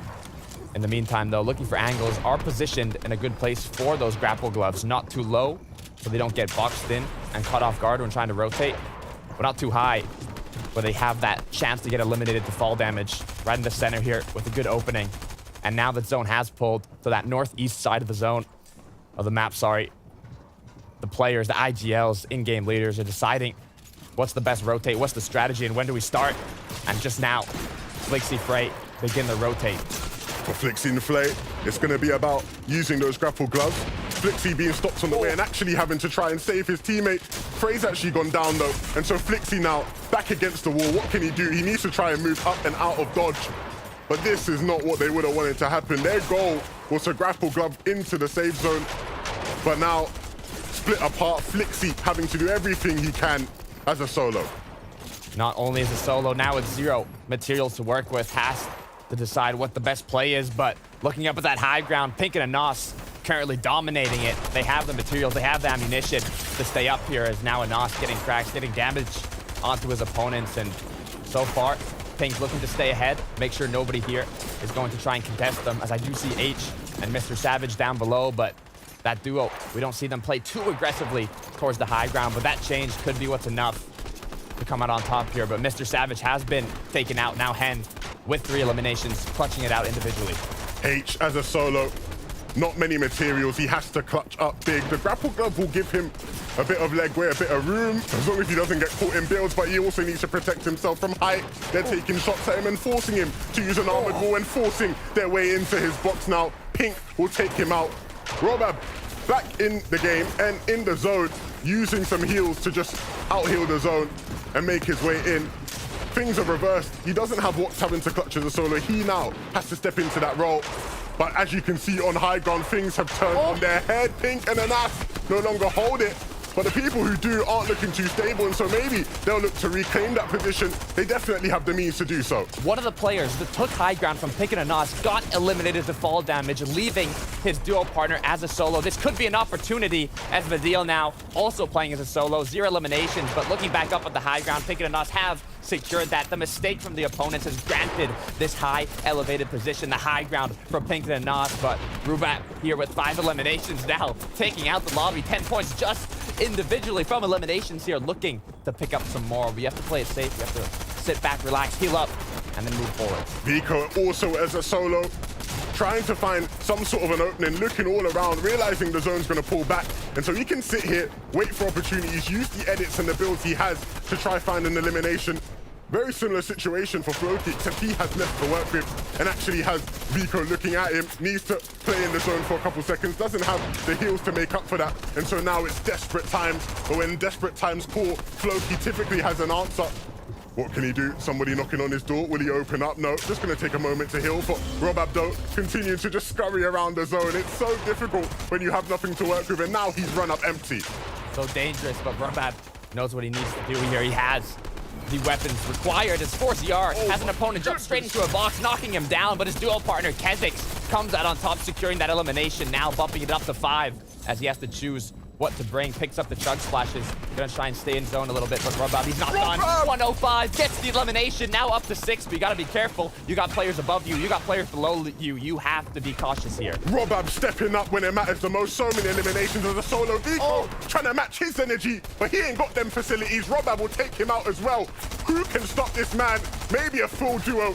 Kiro and Journey down below. If they drop down, it's going to be real tough. But Kiro and Journey with no materials, they now need to connect to a big shot, and they have their eyes set on another team on low ground. Robab finally goes down. Journey will follow him shortly as well. But for Pink and Anas, it seems like it's been an easy street for them. They've strutted their stuff. They've not had any issues from that moment onwards. They've taken height. And so for the Protectors and Bevy, they now need to pose a threat. And a threat they will, but Anas will answer that call. Pink as well, looking strong. They have been so eccentric in this endgame, but Anas now in the final moment taking himself out, and so Pink has to clutch up. Pink has to stay cool. The mantle play, he's known for it, and he'll do so well. Pink needs to connect to the final shot, and he will. The mantle plays from Pink are so clean. He does it time and time again. He does not disappoint. Pink and Anas take game 1. I can see that smile, Levin. I know you're feeling happy. Pink and Anas dominating game number 1, making use of the new mantling mechanics and really showing how they adapt to the meta when needed. And I'm impressed, Levin. When was the last time you saw a top IGL getting that braggy? The mantle plays, oh my goodness, this is what we like to see. It is just eccentric, it is flashy, it is fun, and it is game 1. Pink and Anas, a brilliant performance, and definitely starting as they mean to go on. I'll be honest, if they keep playing like this, it's going to be real easy. We talked about how there aren't that many high ground teams in the lobby to match them. And if they realize that and capitalize, they might have a steady lead. Look, it's only game 1. It's only game 1. I can't get too ahead of myself. So I'm going to throw it to Zeke. to break it all down. I'm very thankful that you guys could not see me dancing like I do. That was crazy. I mean, every time all of us were going crazy. Team effort. I'm just surprised by Pink and Anas. Anytime we cut to any player, the shots you were seeing all these other duos take from above, that was these guys, 1. And 2, to absolutely just come in and game 1 just style all over that player like that, that play was disgusting. You need to stop. You need to calm down. I'm not ready for 5 more games of this, all right? Calm down. That play was absolutely disgusting. I love the fact that they actually took height really early. You can see this is like the first moving zone. They got a good bit of zone RNG and it pulled towards them. And they were actually able to capitalize on that, unlike most teams, right? Most teams, when they take height this early, they are never able to maintain it all the way through. And that's technically what we did see, because they ended up dropping down at one point. But they were only contested really one time. The fact that it was that dominating from Pink and Anas on the high ground just goes to show that this is a duo that these teams are going to have to start looking at. They can't afford to let Pink and Anas take over the high ground, because if they get it, they're just not going to give it up. And I mean, when you have movement that's as smooth as what we saw in those final moments there, it is just so impressive, I think, that you just don't really ever see an instance of hesitation from these two. No, and one of the things I love is the fact that there are not really any other teams that are height teams in the lobby. Especially none of the caliber of Pink and Anas. We've seen tons of already, like Vino, Queasy go out. Tayson obviously already qualified through, so they're no longer in this lobby. So this kind of leaves the top layer up for free pickings for Pink and Anas, which I think, let's be real, I don't want to kind of curse it too early. If they keep this up, it's good. By the way, this armored wall play to start with was beautiful. See this moment where he mantles over? If you're that player down below, you're Vortexers, you're sitting looking at that wall and you're thinking, he's going to edit through, or he's going to do a little jump peek around the right-hand side, because that'll be a right-hand peek. The quick mantle there was so good just to kind of keep him off play. Absolutely clean, absolutely disgusting. But we do have to remember, even with the Victory Royale, as stylish as that, they are not at the top of the leaderboard, right? Look at the double-digit eliminations coming out from our first place team. I mean, that's massive, of course, from Robab there, along with Walks. Huge to start with. We've seen a couple games from them in previous qualifiers last season where they had massive eliminations. Like, I think there was like one solo, I want to say a duo cash cup where they had like ended it off with like 49 eliminations to qualify. So there's some incredible fragging potential in this. Not necessarily seen it that much when it comes to actual FNCS, but this could be a good start. But what's absurd is that RoboQ's doing all of this as a solo for so long. I mean, it's unfortunate, obviously, whenever you lose your duo early on, but if you ever want to talk about creating a statement, opening up with a bunch of solo elims, I mean, that just has to be a huge swing of confidence. Definitely, and I love the fact if you're solo in endgame, you're low in mats, most of these people are just going to be running around with their shotgun out, right? You can't run around with your builds out, you can't run with your heals out, whatever it is. You always have to have an opportunity there with your pump out in case someone walks by to hit a big shot. Of course, one of the teams I was actually really impressed by, what I would quickly talk about, was Kezix and 4ZR as well, because this is two names that if you've been watching in Chapter 3, you probably haven't seen that much of, but if you're a long-time fan, these guys have been around for a long time. I think they kind of lost a little bit of the motivation to grind the game a lot when it came to Chapter 3, but this seems to be right back up. A 7 elimination game from them is nuts, because 4ZR is, in my opinion, one of, if not the best French players when he really puts in his grind. Sometimes players just need a little bit of that resurgence of motivation. I think that these two, if they can keep creating top 3 finishes, I wouldn't be surprised if, you know, seeing yourself in the top 5 is a great way to pretty much ensure that you want to play the game some more. We gotta talk about this really quick. Janice winning off spawn, the fight for the grapple gloves, but we're not seeing them in top 10.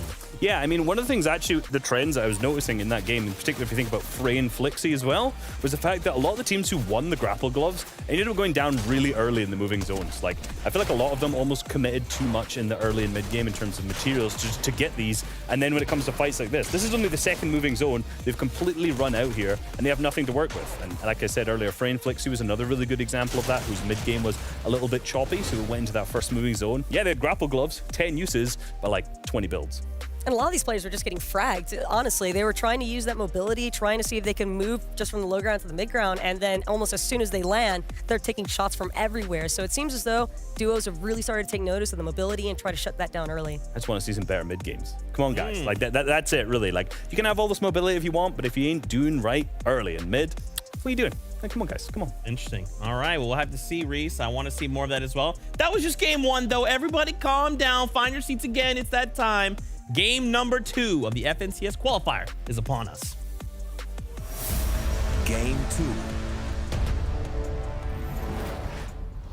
Thank you, Zeke. Great breakdown from the analyst as always, and from the solo clutch, of Rabab to the insane high ground domination from Pink and Anas. Just one game has passed, and we're just getting started, Levin. Yeah, I'm a fan of the Swedish supremacy, right? He was popping off in the mid and low, getting all the limbs, and I think if that's a sign of what's to come from him in a personal point, it's going to be a scary day for anybody messing with them. We obviously saw them fighting off spawn at Loot Lake, and Robert barely survived that, right? He had to have Watts pick him up, and so we'll see if this time around off spawn they can keep firing.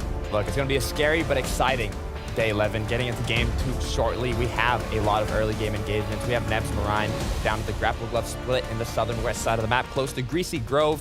We also have a lot of contestations in the center of the map by Loot Lake. A lot of teams going to go head to head right off the start, and it's really about who has the most dominant drop and the dominant early game to kind of set themselves up for later in the match. Yeah, well, look, we ain't got to wait any more time. We are hopping right into things. The battle bus is ready. The players are on it, locked and loaded. And it's just a matter of time until we start to see them all beefing it out on the island. You can see the split, almost a top to bottom bus route here in favor of the duos up north. They will be landing quicker than the duos on the southern side of the map, as now we look around Loot Lake. Last match, game 1, we had an early game engagement with Wox and his duo partner, and it looks like they're getting into that again. It's getting interesting. Wox picking up the pump shotgun off spawn. The striker will come through. Donkey sent back to the lobby, and Robab doing very similar things on his side as well. They are winning off spawn right now. And a very quick fight. So quick, in fact, that across the map, these guys haven't even landed. But for Reason and O'Reilly, who won off spawn last time round, a rocky start. Reason already knocks Noah in a clutch situation. The upper edge now given to Nebs and Marine, as Noah has to play it out as a solo. But he can insert his dominance here if he's able to clutch it up. The issue is Marine Nebs taking their time to get full shield here already with a shotgun and an SMG. It's looking worse and worse for Noah Riley, but if we do know something about Noah, is how insanely gifted he is mechanically. The issue is with not too many materials to work with here. Nebs and Marine, if they play their cards right, they should be able to take this home, but it's all up to how Noah plays it. Yeah, well, the big thing is they have the numbers advantage. Nebs and Marine going to be using some of those bouncy slurp shrooms to get their HP up as well. And with Noah giving his position away, it seems like only a matter of time until things get dicey. But with that being said, the time is going to continue to tick, and not in Nebs and Marine's favor, as Vadeal and Janice are looking to get involved in the fight. And they quickly take out Noah, but right into another fight, it seems. The other Germans getting involved. Vadeal actually securing the elimination, coming from Greasy now with the third party. Nebs and Marine not looking healthy on shield, not looking healthy on loot, especially compared to Vadeal and Janice here. This is incredibly dangerous for the duo that just got out of their engagement, as Vadeal looks for a replacement here, looks for an angle. Don't even have a bit of time to loot up. Make sure they take the correct decisions here, as they do have the advantage, so they want to make use of that in this battle. Yeah, Vadeal and Janice, of course, they would have seen their German compatriots falling in the feed, and that would have been the key to them realizing, hey, look, those guys are fighting over there. We can come in and third party. And not only did they steal away one of the eliminations from Nebs and Marine, now they're hitting them with big shots. And so Nebs being taken out by Janice, and it's not looking good at all for Marine whatsoever. He actually does get one. And so actually, Marine has turned things around. It's a 1v1 situation. Both of them taking a moment now to heal up. And so what was once looking like instant doom for Marine, actually, there's a glimmer of hope here. From the disadvantage to the upper hand, Marine might have just clutched this out, but don't want to speak too quickly here, as he was trying to disengage. He did get shot from Vadeal. No. Good shot from the DMR. Now Marine just one blow away from getting eliminated as Vadeal finishes him off, but that was a close one. Almost was able to make a comeback there. Look, I love Nebs and Mariah, but Big Man Tin is not looking good, bruv. It is not looking good at all. They have just German duos back-to-back having to deal with both, and it seems to be a bit too overwhelming for them. On the other side of the map, though, we have Pink. Oh, my goodness. Pink, come on, man. You know, give these guys a chance, man. Like, you can't just be hitting max after max like that. A pair of eliminations for this duo, which is honestly great for them, right? In terms of dealing with their surge early on in the game. Of course, Resub talking about that, right? In between the games, how we need to see some of these teams have better early and mid games. And it's very much looking like that will be the case for Pink and Anas. I mean, they're one of the duos which is able to secure those eliminations incredibly quickly around the Jonesies. They really try and finish their engagements as quickly as possible to just focus on their rotate. And we can see them doing just that here in game 2. But a player that I don't believe has a problem playing it out solo, Uba, who's now lost his duo partner inside of a bush, hopefully gonna be able to get the reboot so he doesn't have to play another end game out like he did in the previous match. However, here in Chonkers Speedway, southern side of the map, I don't see any duos close by. So they do have a pretty free rotate here. Yeah, of course, the zone pulled up towards the north, and so those teams started to rotate their way on over rather swiftly. But as you can see, these teams will run into each other at times. And when that happens, you get fights like this one. Vanix sort of just stalking his prey right now, looking around side to side, making sure there aren't any immediate third parties. And Ewan and Buzz down below, they look suffocated down here with these builds. Not much room to work with at all. The armored wall, just to add an extra layer of protection. And of course, making sure that they have all the surrounding edits and builds. Don't want to be caught out by surprise. Ewan here looks for a shot, unable to connect it, actually gets some shield taken off of him, but now this engagement has been going on long enough that other duos in the surrounding areas know of it. They're taking shots from afar, but one of the opponents now actually goes straight into Vanix's box, taking him down. But not only that, his duo partner falls quickly after. And now Ewan and Buzz did secure those 2 eliminations, but you can see there is a player out back looking, deciding if it's a good idea to go in now for the third party. But you don't have a lot of time to decide in Fortnite. You have to make your decisions quickly and make sure that they're the correct ones if you do want to come out on top. As now Kiro Jurdy continue their rotate. Zone has pulled more to the northwest side of the map. As now, if you're here on the southern side, you can see maybe you can take shots, but getting into a long engagement might not be the correct idea here. Kiro and Jurdy, we obviously saw them last game, deep in last game as well, right? They were on the low ground. They eventually ran out of materials, right? Weren't able to find the right eliminations in the right moments. So hopefully maybe this game, they'll be firing much more. But a team that I am so happy to see firing again, Forziar and Kezix. Another one of those teams, right, that, look, if you're new around here, maybe you ain't too familiar with these two. But if you've been watching the FNCS for a while, you will certainly recognize the dominant French players of the past, looking to try and reclaim that stature here in the present. I mean, so many veteran players still yet to get that golden ticket straight to the finals. Now with it being the last opportunity to, you know, they're just going to give it their fullest here to try and qualify.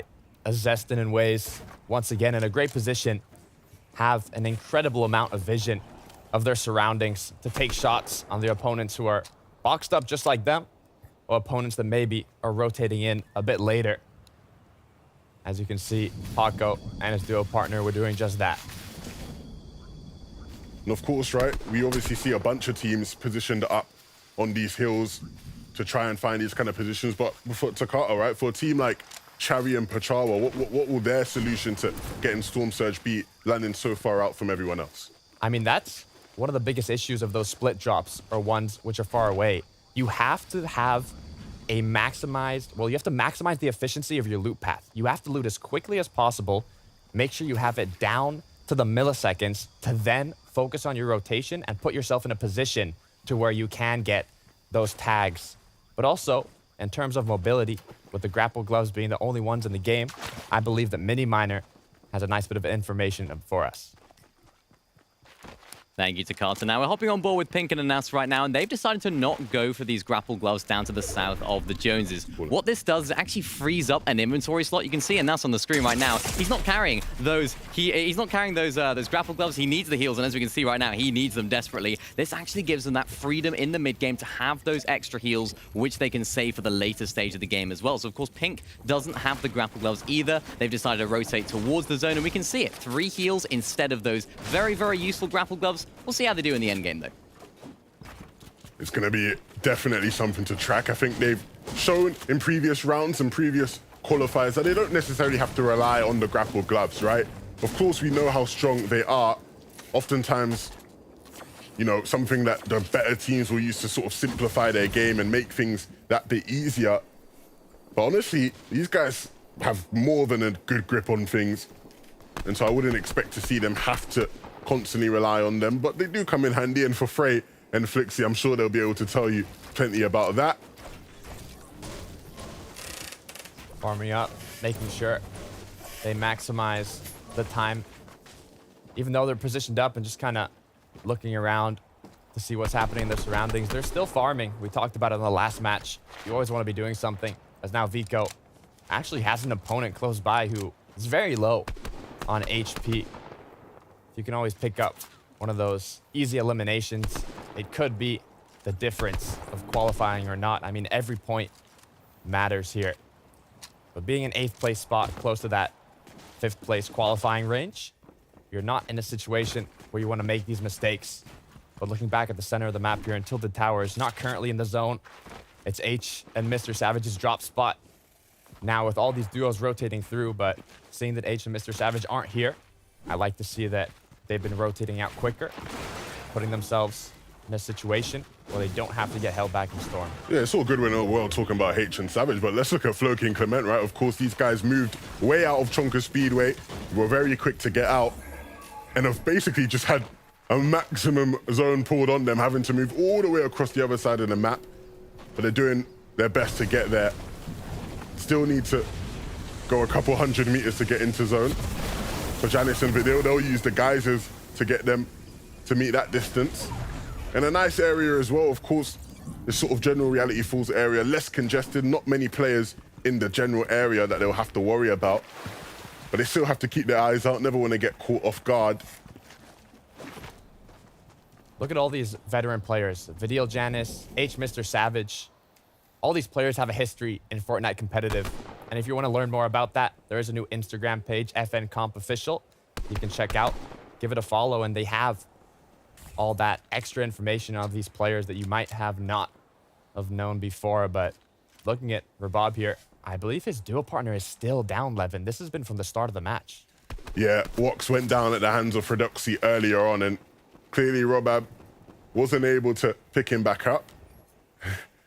And of course, we saw him as a solo last game, but he didn't have to play as a solo for this long, right? And so you can see he's struggling with Storm Surge, but hiding in the bush. Hopefully the opportunity for him to deal some damage will come soon. For Vico and Jackson, they'll be hoping very much the same thing. They have their eyes set on a team all the way across on another hill, but just haven't been able to connect with too much, which is somewhat uncharacteristic of this team, right? Both quite good aimers. And so they'll continue to scan around the area, make sure they have their eyes on any opportunities to deal some damage. For Kalas, not needing to do much damage. 263 above is a good spot to be in at this point. And depending on where the zone pulls, their actual positioning on the map may also be a good spot as well. Kezik's 4ZR though, speaking about positioning, not in one I'd like to be in, being so low on damage, so low on HP here without any shields. Just that med mist to keep them up now. One big shotgun shot could be enough, or two AR shots from afar, but Kezik has gone down. 4ZR now being left alone as a solo in the top 3 on the leaderboard currently. You do not want to go down early, but when you set yourself up in a position like this, not having enough damage, even if you have that mobility with the grapple gloves, you have to make it to the end game to get a good use out of them. Seeing the effects of having to rotate so far across the map, they weren't able to keep up on Surge, and eventually it will basically be their demise, it seems. For FaZeR, looking so low, so weak. Not the power positions we're maybe accustomed to seeing him in. This is going to be an uphill battle to climb. Jackson and Vico still haven't been able to deal with their surge problems. They're still looking for a couple shots, and they're not even, you know, down bad on surge, right? 48 below, now just 1 below, but it's just beating at them. They can't deal with it. Jackson eventually will fall at the hands of Lusher from a distance, and Vico will look to just heal it off. But honestly, that is not what I want to be seeing from this team. I want to be seeing them thriving. Of course, with 69 players in the game, the surge ticker will turn off. But yeah, these guys are gonna have to start dealing more damage. Otherwise, when we hit 5th zone, it's gonna be the same old story. I mean, Storm Surge, it's one of the most dangerous mechanics in the game. That minimal damage threshold you need to reach depending on the player count and zone. And especially, like Levin was saying, if the zone pulls to a corner of the map, whether it be full north, full south, east, west, those duos that landed far away, it's gonna make it difficult for them. Shot. But Mr. Savage now, 10th place spot, looking to bump themselves up the leaderboard alongside H here. Get a nice shot onto some opponents gliding in, but they still have yet to make it into zone. They see that there's duos already based up, and they do not want to be held. So even though they might have the upper hand in that engagement, it might just be too risky to take it, as the positional advantage would be better in this scenario. Mr. Savage and H finally finding their way into zone. And definitely a good start. We obviously saw them split up in their end game, and so once again, I'm going to be about sticking together for that team and having both of them up firing as a duo. For FaZeR though, it's about just trying to stay alive, which he will fail to do. Unfortunately for him, just made too many eyes set on him. And so back to the lobby it will be. Another French team though, Floking Clement, currently sitting in 5th place. And if they stay here for the rest of the day, that would be the auto qualification to the finals for them, but of course a long way to go, and actually a long way to go to get to the safe zone. They have quite the distance to reach, but going around the white side might be a possibility for them if they just want to run their way on in. Lot of rotates you can do. Question is, which one is the correct one? These duos normally do have roles. There's the IGL, the in-game leader, which makes these hard decisions. You can have fraggers, which are more on the mechanical side, but rotations is mainly for that IGL who has that experience, knows from experience what the correct decision is, as now Wix and his duo partner here trying to decide what is that correct rotate. But with the duos that are already in zone, they can make use of that and look back at these players that have to rotate in late and use that for tags and possibly even some eliminations. Well, Kombeck and Blackshaw have a ways to go, right? And so you can see they are looking to set that up. The timing will have to be right. And they're just patiently waiting, right, for other people to run in. They're waiting to hear maybe some fighting going on from the teams around them. They know that they will be distracted, won't be able to look at them. And since that doesn't come, just opting to run on in, use some builds. For Robab, he's just running in where he can, slotting in where there is space and looking to find a shot where there is an opening, and an opening he will find. 72 damage is not too shabby. Will bring him up above the surge threshold, just barely though. And so he'll keep looking, keep searching, and the opportunities will arise, but will they arise before he is taken out? That is the ultimate question. 44 HP down to 15, and the mats are running thin. 105, 5 builds, 4 builds now, and eventually taken out of the game. And so for the player who was so electric last game, we won't get to see a similar performance this time round, but maybe we will see the remontada from Pink and Anas, an opportunity to win, an opportunity to do the 2-time. From striking through his opponents like lightning in the previous match as a solo to now getting knocked out with his duo so early. We'll see how far that brings them down, but Pink and Anas now even opens up an opportunity for them being in 2nd place to take that first place spot if they can do it correctly here. But with so many tied in duos up, Kylie for Strophy, Floki Clement, H just getting elimination now alongside Mr. Savage. It's not going to be easy. Seeing also fifth zone has appeared, the half in, half out on the northeast side. It's actually partially on a ridge here. Opens up an opportunity for that early high ground, depending if that's the game plan you want to go for. Look, it's already setting up quite nicely for Mr. Savage and H. 4 eliminations in this game at this point is quite the tally. And they'll definitely be able to add to that if they can stay up together. For Waze and Zeston, not necessarily looking as fruitful when it comes to eliminations, but looking fruitful when it comes to rotations and mobility. The only tactic available on the map is going to come out here, and they're going to have to make sure that they build to protect it, because players will look to take shots at it, but it has just gotten them so far with minimal materials having to be used, and they'll actually just run their way on into these fields and pop out when it maybe gets a bit too scary. It was definitely worth it though for them. Zeston down on shields, but he'll be able to get things back up. The only vehicle on the map being put into good use here, as now first zone will appear in just 25 seconds. The first moving zone, correct me. And this is the time where the players really have to make it happen now. Vortex, alongside his duo partner, 0 eliminations, looking to see what they can do. Yeah, for Vortexes and Bevies, right? They're currently looking for an opportunity for a refresh. With all these players so tightly packed together, they'll know that there are players desperate, there are players who aren't paying attention. You can see they have their eyes set on some of the scuffles going on just in front of them there. If the opportunity arises, I'm sure they would have bit at it, but nothing concrete was there. And so now Bevies looking to plan out the rotation, figure out how they will get to zone. And for this duo, if they can stay together, they pose a massive, massive threat with their firepower. But who will be the biggest threats on the high ground? Right now, it's looking like Nefreezy and Lusher are the ones posturing towards playing on that layup. For Floki and Clement, though, we know what they can do. Need a bit of HP, though, right? The shields aren't looking too hot.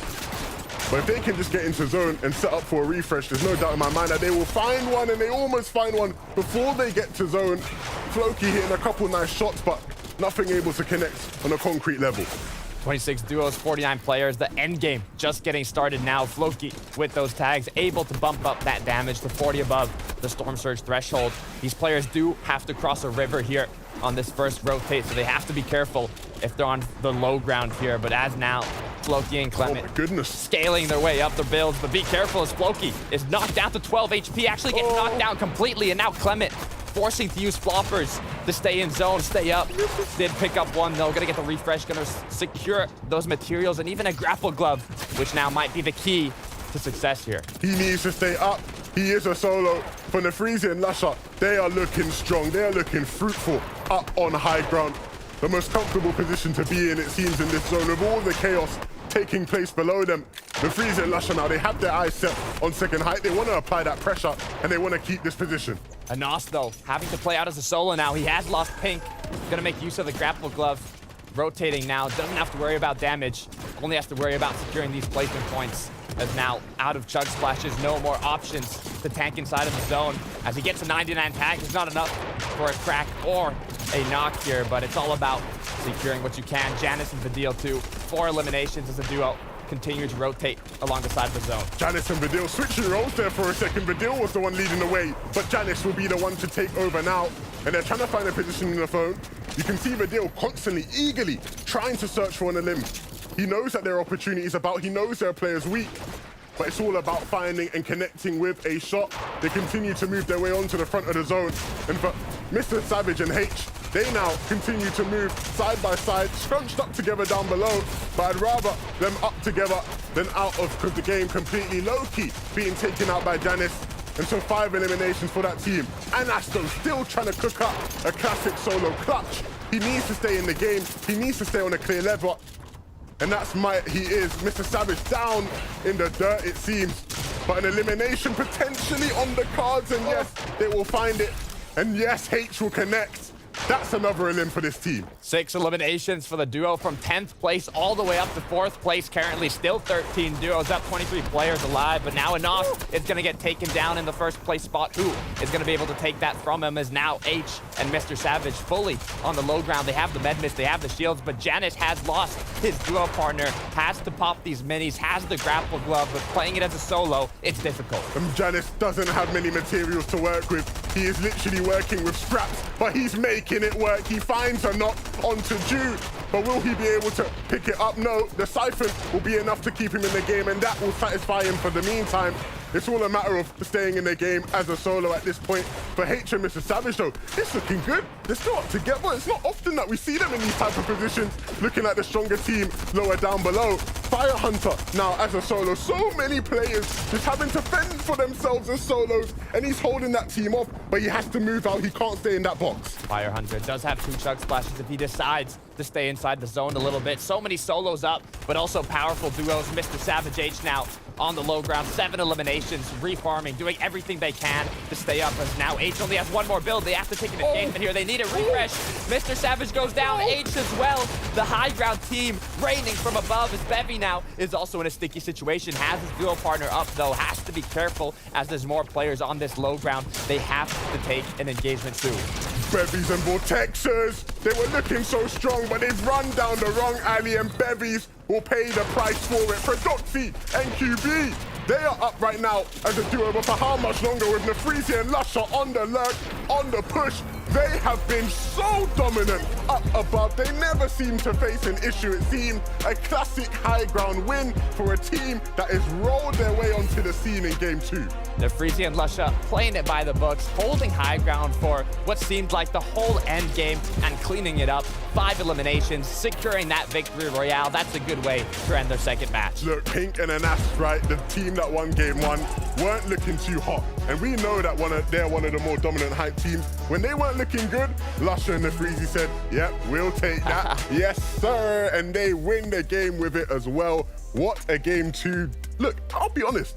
If this is going to be the trend, if we're going to see teams just look to take high early and just be able to hold it for free, it seems, it's going to be a lot of high ground wins. Look, but that can't happen. There's always going to be a duo that's going to go for that high ground, especially in the later matches when it's that much more important to secure the victory royale. But so much happened, Levin. I want to see how those changes affected the leaderboard. There's only 3 people that can help us out with that: Zeke, Reese, and Taco. Thank you guys so much. Fantastic cast as always. My goodness, Nefreezy here coming in, Lucia alongside him and saying, look, I know you guys in the top 5, these typical veteran names. Reese is saying, no. We'd also like to be in this this little discussion as well. I mean, that's always the case, right? When it comes to some sort of like a final set lobby, there's going to be teams who win big games that you don't expect. And there's always some big names that you think, maybe these guys can pop off, like H and Mr. Savage as well. This is what I like to see. This is what I like to see. Of course, we've talked for the last 2 qualifiers that their biggest issue was just kind of chemistry, teamwork, staying close to each other, working as a duo. And in all honesty, that's actually a relatively easy thing to fix. You gotta imagine if I said to you, I was like, hey, just stand next to me when I walk over there, right? I think you could manage to do that, right? Well, it seems simple, but again, if you look at these past couple of qualifiers that H and Mr. Savage have been participating in, they really have just been taking separate engagements. And I think these first 2 rounds, don't want to jinx it just yet, but we are actually seeing them bounce off of each other. They're actually staying next to each other. And I know that Mr. Savage is taking the brunt of the IGLing, but the main difference is always going to be how well you can play off of your duo. Absolutely, and it seems to be working. Fingers crossed. Let's see it. I mean, Nefreezy here, once again, coming in clutch here. And I think that they're just kind of putting a stamp on everything. Like, hey, look, I know you guys at the top. Don't get comfortable. Because if you let us take high ground, it's not even just us. Any duo that you let do this could win a game. Absolutely, and I said after game number 1, Pink and Anas were relatively uncontested on height because there's not that many height teams in the lobby, not that many good height teams who are used to playing it. And Pink and Anas didn't have as good a game that time. So they were out of the lobby, kind of leaving it open for another team like Lucia and Nefreezy. And that's the thing as well, is that the fact that these teams are going so uncontested on the high ground, it's like no one is trying to push, but we see multiple duos with control of the grapple glove. So you almost have to wonder where the, I guess, difference is actually coming into play, because it just doesn't make sense that these teams just get to rain down shots from above and everybody's just like, yeah, this is fine. We don't mind getting shot from up here. Yeah, we'll be okay down on low ground, but looking at the top of the leaderboards though, Bevy and Vortexers now managing to stay up in number 1, which is really, really interesting because I think a lot of the people wouldn't have predicted them to be up on the top. But if you actually look at the series points leaderboard, they're one of the teams who's been doing the best throughout all of the qualifiers so far. They're up there. Statistically, one of the best teams who haven't made it through straight to finals yet. And not only that, but that was a very big elim round for Mr. Savage and Age. That's going to bump them all the way up to 3rd. And Granted, we are only a couple of rounds in, but there's still plenty more to come. I mean, you know me and Minnie, of course. We're going to be feeling really good about our duo here, our prediction, Vadeal and Janice. Looking okay, Minnie. I don't know where you are right now, but I hope that you are feeling as powerful as I am right now because we have big brains. They seem to be doing pretty well. Yeah, I mean, they seem to be doing good in the end game, right? Which is really important. We saw a really nice kind of little solo clutch coming out from Janice at the same time at the end. He was able to kind of maneuver around with no builds, getting that knock near the end too, which is super critical when you're low on HP and just need anything. They were really just trying to do everything they could to hang on because you never know. With the way that this late game has been shaping up, we've been seeing a lot of teams kind of clustered into the same area, especially in that mid-ground territory. So the longer you stay alive, you might be the difference maker between top 5 finish or in the top 10. That's right. And there's actually something you want to break down about Janice. Let's get the Reese recap. Let's get Reese hub recap. Come on. Reese hub recap. Yeah, let's get it properly. I'm going to go to the other one. So I'm Scotsman, which means I love historic battles. And this right now is a historic battle for the grapple gloves of Greasy Grove. If you want to know all the way down, we kind of talked about this before game number 1. Down in Greasy Grove right here, Janice and Vadeal. And you're going to notice they're going to rotate towards the southwest because this is where those grapple gloves are, which we've talked about pretty much between every game, I think, at this point, because they are just such a good mobility. But you notice there's 2 teams fighting down here, which is Nebs and Marine, and of course ex-teammates of Vadeal's. You have Reason and Noah Rayleigh. Now they're fighting in there, so because this is a contested fight off spawn, it's pretty easy for a team like Janice just to rotate in and start getting some tags, right? You can be at damage for Storm Surge, or in this situation, Janice actually ends up knocking and getting the full finish onto Noah, giving him 2 points for that elimination. And of course then, getting into another fight. They get a little fraggy here at the same time, which is absolutely fantastic because Marine managed to pick up a single knock. You can see he's got the 1 finish. This is the second one he gets now, and this leaves this as a 1v1. So it got a little bit risky for Vadeal. It absolutely did. But the use of the grapple gloves that he took earlier allows him to get closer to this and finish this fight faster. So he pushed in, got the first knock, then managed to finish off getting the second one as well. And what we didn't see after that, of course, was the reboot that came through. So he managed to get his teammate back up, and then all of that previous package we saw of endgame eliminations fragging was purely due to that early game fight. All I'm hearing, Reese, is that Minnie and I's brains are gigantic. Huge. That's all I'm hearing. And that's what I like to hear, Minnie. I know we're right here. But you know what else is right here? It's our casters, because they are ready for the next game of the FNCS. This is qualifier number 3, and this is game 3. Game 3. Gigantic brains, gigantic plays. It's what you get in the FNCS. My name's Devin2K. Alongside me, Takata. We've already had 2 phenomenal games to start off the day, but heading into game 3, I'm looking to see some new names get into the mix. I don't know what's going on, Levin. I mean, I feel like I'm having too much fun that I don't know how 2 games have already gone by, right? We're just 1 more game until we reach that halfway point. There is 6 total matches to be played out today. It is the 3rd qualifier, the last qualifier to get yourself a spot in the semifinals, or even better, directly to the finals. Levin, it's really these duos' chance to make something happen. Look, there's a lot of duos in the lobby that have had plenty of chances, right? Exactly 8 teams have literally played all 3 qualifiers. And so as we head into this game, it's their time to really show what they've learned across the previous 2 and in these first 2 games. And if you have learned, then hopefully you can start getting some victories and qualify in top 5. But if not, maybe it will be the semis that is your chance. Of course, that will be next weekend, so be sure to tune in with us then. But for now, we have some off-spawn battles for you. Of course, we've seen plenty going on at Greasy Grove, as the analysts were talking about. Plenty at Loot Lake as well. And it seems like that's where we will start things off. Wox and Robab trying to win it out again. And they were successful last time, and they will start this game successfully. For Larko, not the best of starts at all. Pure domination from Robab and his duo partner Wox here. Really just finishing their opponents almost right off the bat. I mean, even in the last match, we got to see the engagement from Nebs and Marine against Reason and Noah by the time it took to finish that first engagement. But what's going on here, Levin? Resin, Noah Rayleigh here. 0 eliminations, but I don't see any Nebs. I don't see any Marine.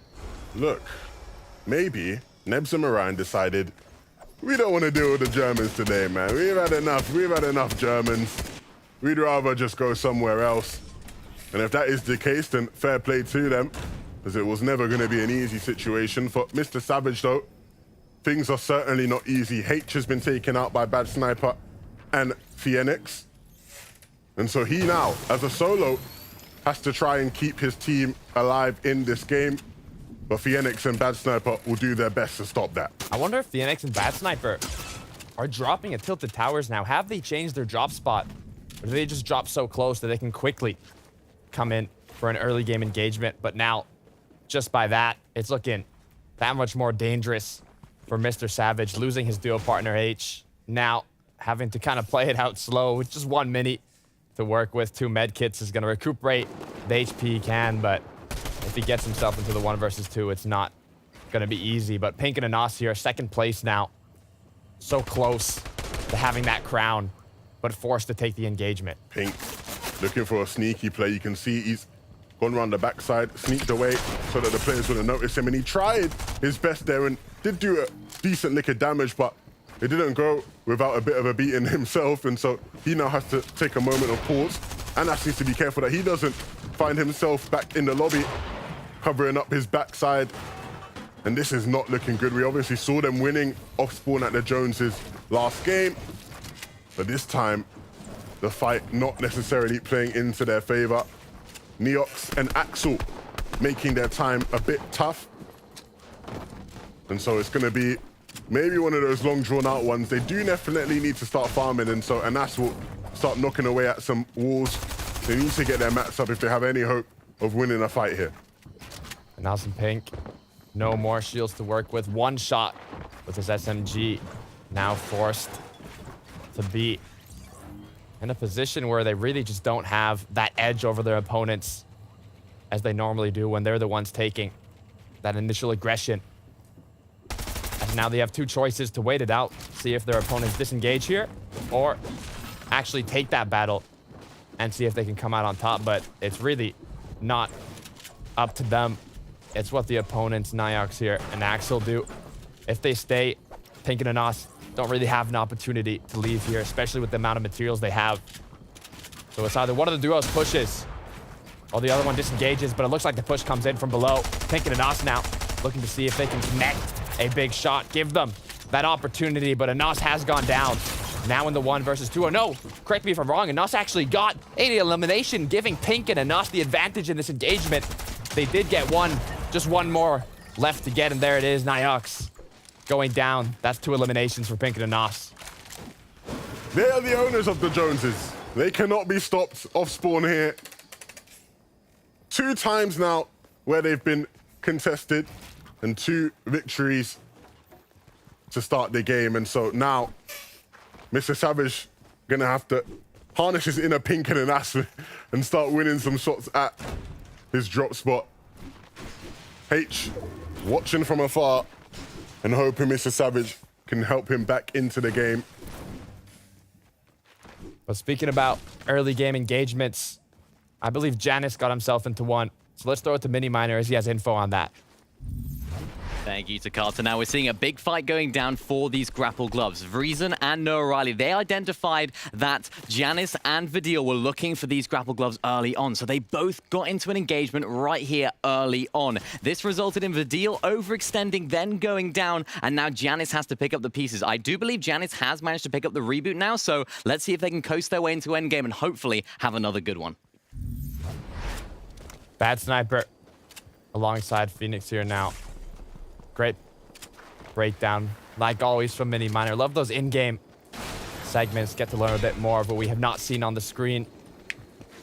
But now, seems the Bad Sniper wants to play a bit more aggressive here. He has actually caught his opponent off guard.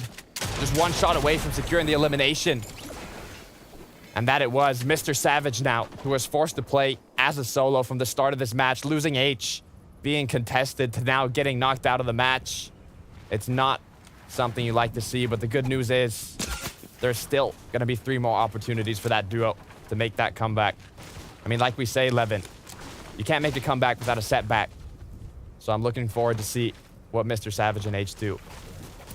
For Vortexes and Bevy, They don't have much to do by the way of fighting. They just need to get their way to the safe zone, it seems. Got a long distance to go once again. Zone pulling all the way to the northwest, and probably will pull there again once the second zone pops. Not too far of a distance for Janice and Vadeal, who obviously Miniminer was discussing just a moment ago. They now have a tough task on their hand, getting back into the game. Of course, having to get a loadout and then, of course, get the materials up, but they'll have time to do it. A big question will be whether or not they'll make good use of this game. Of course, we saw them deep in last game, making plays happen together. Janice, of course, then had to clutch as a solo, which is something he's not too unfamiliar with, to be fair, but not ever an ideal position. Vico and Jackson, very similar story for them when you talk about last game. We obviously saw Vico trying as a solo in the end game, but wasn't able to make much happen in that regard. So we'll see what they can actually come up with, because the big thing with that team is they're sitting real pretty, right? They have a nice position. They have plenty of vision on the rest of the lobby, just like Zestin and Waze. And this is a very similar position to what we saw them in last game. In fact, probably the exact same position, right? They're set up on this hill. Clearly, this is their favorite spot to be for Surge, and understandably, the lines of sight here are great. And if Zone does pull again towards the northwest, they won't have too far to go to get there. I mean, or better said, having a drop spot in the center of the map kind of allows you to reuse those Storm Surge positions almost every match, because you're almost guaranteed to pull that first zone and have that choice to rotate just a little bit later. So having that drop close to the loot lake allows them to build up, make their base as quickly as possible, and just look for tags in the same spot every game. The issue is that their opponents are going to realize that and know that if they rotate through the loot lake, especially on that Coney Crossroads side, they will have to block off the line of sight of Zestin and his duo partner, because they will be looking for those tags. Let's see where the zone pulls. And my guess is northwest, and it goes northwest. Ooh. Once again. And so the journey to the safe zone for QB and Fredoxy will probably shortly begin. They do have a pathway to make it there. That shouldn't be too difficult. And their thought process will be whether they can get to that position relatively quickly. For the Freezy and Lusher, though, they came out of nowhere last game, took high ground and didn't look back one bit.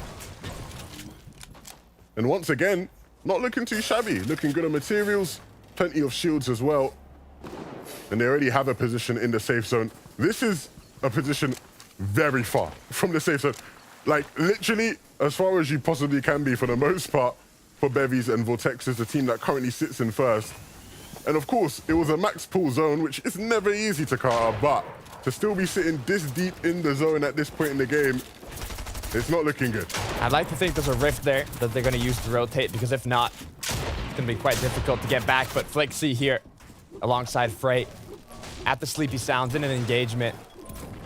But they don't have to take it. You can see at the bottom right, there are a lot of duos close by on the hills, in the opposing buildings, and even rotating towards them. So they have to be careful on which battles they get themselves into, but a duo that's doing a good job of getting to that position you want to be in. It's Floki Clement here. Even getting close to a drop could pick up a bit of extra loot. Not that they need it, though. Floki having the legendary SMG, 6 chug splashes. I mean, you're pretty set up for the late game with that, but I mean, you can never have too much loot, right, Levin? Yeah, of course not. Floki Clement trying their best now to move up towards the hill.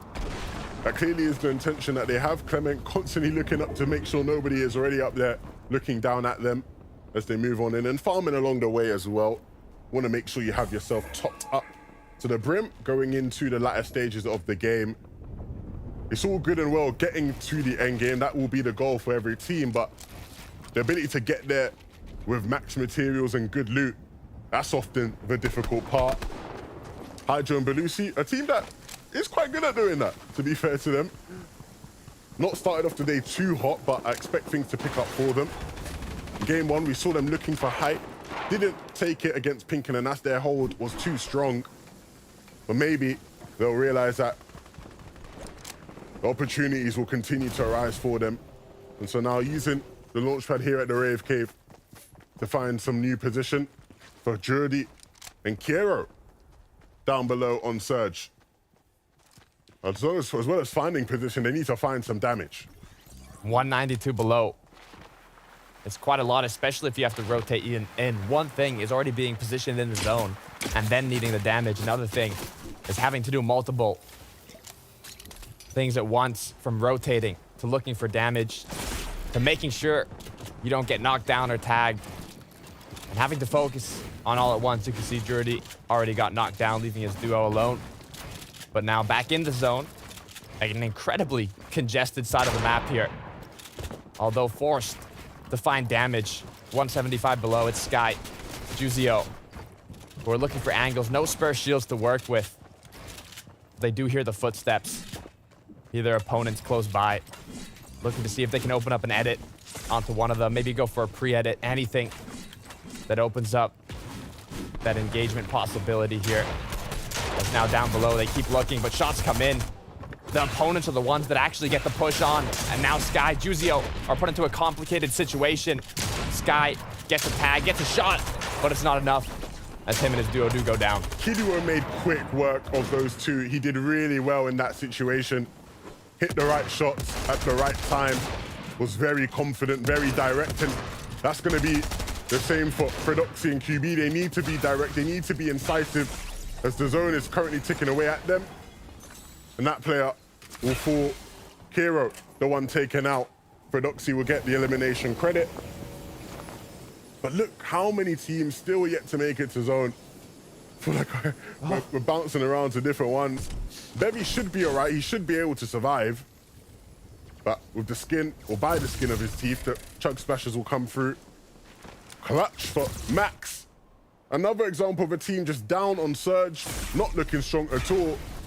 And unless they can find something and fast, they're gonna just have to use up all their heals here. 2 players still need to go down before the mighty Storm Surge stops ticking. And they don't actually have to do that much damage. And so look, you can see them opening up, looking for something. Just 1 or 2 shots would do it. But it is just gonna keep beating down at them. I mean, they've gotten above, but for how long? 2 players still have to get eliminated for Storm Surge to no longer be active. As they continue to look for shots, you want to not only get the Storm Surge for the current zone you're in, but also prepare yourself for the upcoming zones, so it's not something you always have to focus on, especially when positioning is such an important factor of Fortnite competitive. There's Reason and Noah here now, down below a ridge. It's not a great position if you want to have a lot of vision and get a lot of tags, but if you're a duo like this that has already done more than enough damage, I mean, as long as you're in zone, it's good enough. But zone has pulled even more north now. So all those duos we saw by the Rave Cave down on the southern side, they're gonna have to be rotating up.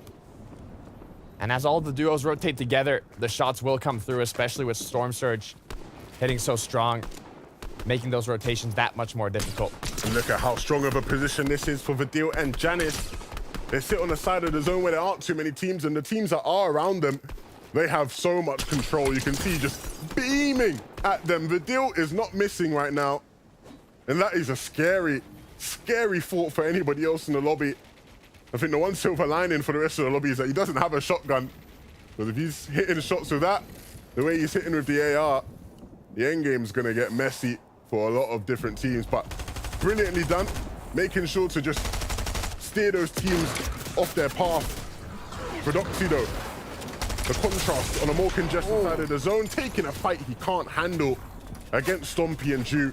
And Stompy makes him pay for stroking. Kylie might face that same fate though. You can see them very, very close by. And I wonder if Stompy and Ju, how aware they are of that there is a team so close to them as they have to try and make their way into zone. The grapple gloves will be quintessential to them staying up right now, because that was not a situation you want to be in. This is dangerous, Levin. You can see all the duos already positioned on the ridges, on the hills here in zone. And now with all these duos that have to rotate in, you know, the focus is going to be on them. Floki, Clement, in a great position. Issue is they're not inside the zone here, so they're one of those duos that do have to rotate. And the issue is which is going to be that first duo that gets shots fired onto them as they're rotating, leading the pack of the other players that are looking back here onto zone. So in this situation, the late rotation might even be the better option if you can't use some environmental coverage to do your rotation here. But Pink and Anas, being more on the north side of the zone here, the least congested side, they've set themselves up quite well for this zone. Pink and Anas, they were looking strong in previous games, but last game, it was Anas who had to solo clutch. This time round, though, they have a chance to go again. Pink's looking good on materials, but they will very much wish they could have a bit more HP. Of course, wanting to save that chug splash for a desperate time. More than enough above surge as well. That's never really a problem for this team. They've got a great grasp of that. It is just about making sure there are no hiccups on their journey to the Victory Royale. Jackson and Vico, will they have any hiccups? That will very much depend on the decisions they make right now. Blocking the pathway off to that team in front of them, using the stairs. And that seems to be the wise play. Don't want to be too over-aggressive, especially since there will be teams at this stage in the game who are down below on surge, who do want to take a fight. And that isn't the immediate focus for them. For Buzz and UNO, they are a team that the immediate focus is doing some damage. You can see having so much open, but if they're not careful, they're actually going to run into a team that wants to deal damage back. A Storm Surge fight at this stage in the game could be detrimental to how things go for you. For Bad Sniper, though, very much trying to stay alive, trying to stay out of the safe zone. For now, moving his way on in. Knows a play up. Oh, a nice 116 shot as well. He loses Phoenix along the way. But if Bad Sniper can keep hitting shots like that, they're not going to face many problems. Bad Sniper has the damage now, is connecting the shots he has to connect, but what he does need is a refresh, an impact frag, an elimination that gives him that siphon, HP or shield alongside those materials that he desperately needs, having only 7 builds to work with here. The good news is I believe he has pulled the half and half zone, 5th zone here, so he does not have to rotate. Meanwhile, all these duos on the north, the west, the east of the zone do have to make a little rotation happen. As now Floki and Clement looking for an edit, thinking what can they do here to get some more damage, even a refresh. As Buzz now with no shields, getting picked by Storm Surge, 23 below. Just has to connect one shot from afar, but also they're just one tick away from getting eliminated here. The shot is crucial, but it connects. And unfortunately, it does not seem to be enough to Look put how them low above. they are, But though. it does. They're down to nothing. They literally have nothing. 15 HP. Ewan, solo. Buzz, really struggling as well, but a bit of HP coming his way. For Chari and Pachawa, though, they won't even get a chance to see what the rest of this game looks like. They get squeezed out the lobby, pushed down. For Stompy and Jew, they still remain up.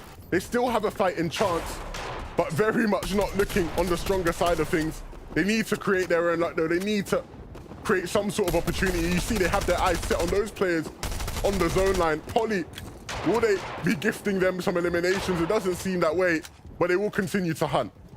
Stompy continuing to look for those eliminations, just like Levin was pointing out. As the 6th zone has appeared, it's first moving. It's going to go completely west. As these opponents, these players now have to decide what strategy they're going to be using. Pink and Anas fully on the low ground, actually looking above. 3 eliminations. They have secured a refresh, now deciding what they bring. Chug Splash is going to get used. It was the one Chug Splash they had left over to pick up the med kit now. Zone's going to start closing. The players are going to start rotating, and the chaos is going to begin. Pink and Anas, we've seen this season the evolution of this team. They don't need to be on height to dominate games. They feel very comfortable on any layup. And we're going to see that be showcased here. Having to push through some builds that aren't theirs. But up above, the Freezy and Lusha, they realize their win condition. They know how they can continue to push up in the standings, and that is by taking high ground. And so they will hold on to it for now. The Freezy looking to do just what he did last game, and that's pressuring teams below, forcing them down, making their lives uncomfortable. Using the momentum from last game, Lusha And then Freezy holding onto that high ground, but meanwhile, all these duos down below, the mid, the low ground, so chaotic, so much action going on as Vortexers, alongside his duo partner Bevy, now put themselves into not a situation you like to be in. Vortexers goes down, leaving it all up to Bevy here. He has the choice. Does he try and pick up his duo partner, or does he take the materials and keep going? Playing out as a solo could be the better option here, but where does the 7th zone pull? It actually pulls back, giving them an opportunity. However, their opponents do go straight into that box. Now Bevy has to continue his rotate. Bevy wanted just one thing, that was to keep his team in the game, and he wasn't given that opportunity. For Wox and Robab though, this is so scary for everyone else in the lobby. We know the firepower just one of them holds, and so both of them together, this could get insane. Just 2 eliminations at the moment, but I do not doubt that they will look for more. For Janice and Vadeal though, currently looking strong, currently staying together, and Vadeal currently searching for opportunities to add more materials to Janice's tally. Janice and Vadeal in the 4th place spot, looking to see if they climb the way up, but Hunter alongside his duo partner that has gone down. Goodness. But it doesn't matter for Hunter. He picks up another one, now 5 eliminations. Continues his rotate, is in the far side of the zone here without too many heals at all, so he has to break through builds. He has to find an angle to get himself ahead, but it is dangerous. On the good news, he has 30 builds. He has the materials required to keep this rotate going, but it's all about that impact, that refresh that he needs. Fire Hunter hiding in plain sight. Pink and Anasto, there is no hiding. You can see them searching. Make sure to cover the top and look down below for some opportunities. He wants some limbs. And for Robab and Wox, very much the same. You can see Robab searching in the back of the zone, but the players are out of his reach, out of his sight. But will he go searching and hunting down for more? Vadeal will be sent back to the lobby. Pink almost catching somebody with that cone. That would have been so clean. But the job is not finished. They must continue. And for Bevy, very much the same. Still playing out as a solo. He's lost his teammate, but he's still going strong now. The high ground is still being dominated by Lusha and his duo partner. They are holding that momentum from the last game. And this zone is going up a hill, and so they realize they can squeeze everybody out. They just need to keep applying the pressure as all these teams force their way into each other as they try and move on up. Bevy's now desperate, knocking on walls, and he's trying his best to hit shots, and he will for a moment, but eventually he will be taken down. Pink and Anas, they were ahead of the curve. They moved up a bit earlier, and they even have their sights set now on some elimination opportunities, and that is what they will do. That is what they will find. Anas picks up one, and the job is still on the way. They know that there is so much loot that they can pick up here. Pink just looking in the zone, dazed by all the mats, all the loot. For Kaido, it's all about trying to solo clutch with nothing really available by the way of HP. Kezix very much looking to do the same. Mixon and Artul, though, are looking strong in terms of HP, but not in terms of mats. And now Artul gets forced back around in the zone. He's trying to stay up. He's trying to get out of the way, but he will be forced back to the lobby. Pink and Anas still going strong here with 5 eliminations currently on the low ground. They want this game. They're craving that victory royale, but Vico playing it as a solo. So many strong solos in this match. 5 duos left as Pink and Anas still on the low ground. Netfreezy and Lucia on the high ground. Meanwhile, they are in multiple solos trying to clutch out those last placement points as Wox now with 2 eliminations, breaking builds, looking for angles, looking for opportunities to find what matters here as an opponent drops down close by. He gets the tags, he gets the laser, and he gets the elimination, now bumping it up to 3. Wox cannot be stopped right now, or maybe he will. He hits a big 100 onto Waze, but it was not enough for Pink and Anasto. You can see continuing to clear out of the low ground, and the Freezy and Lusha again on the height. Will they come crashing together? It might be that way, but if anyone's going to stop it, it will have to be Waze and Zestin. Waze and Zestin, as Zestin actually goes down, leaving it up to Waze. 2 eliminations, has only 10 builds left, and the pressure keeps being applied from above. He has to make a choice here. Does he go down? Does he go up? Or does he just tank it out in the zone and try and rack up as much placement as he can, as there is only 3 duos up? It's a 2 versus 1 as Lusha goes down. They're Frixie now left alone, but he does get that elimination as Pink and Anas now as a duo with the advantage secure. Yes. That last elimination alongside their victory royale. Levin, Pink and Anas, they've done it. Pink and Anas, the duality of Pink and Anas is insane. Game 1, a high ground win. Game 3, low ground domination. They have it all in their locker. There is nothing these two cannot do.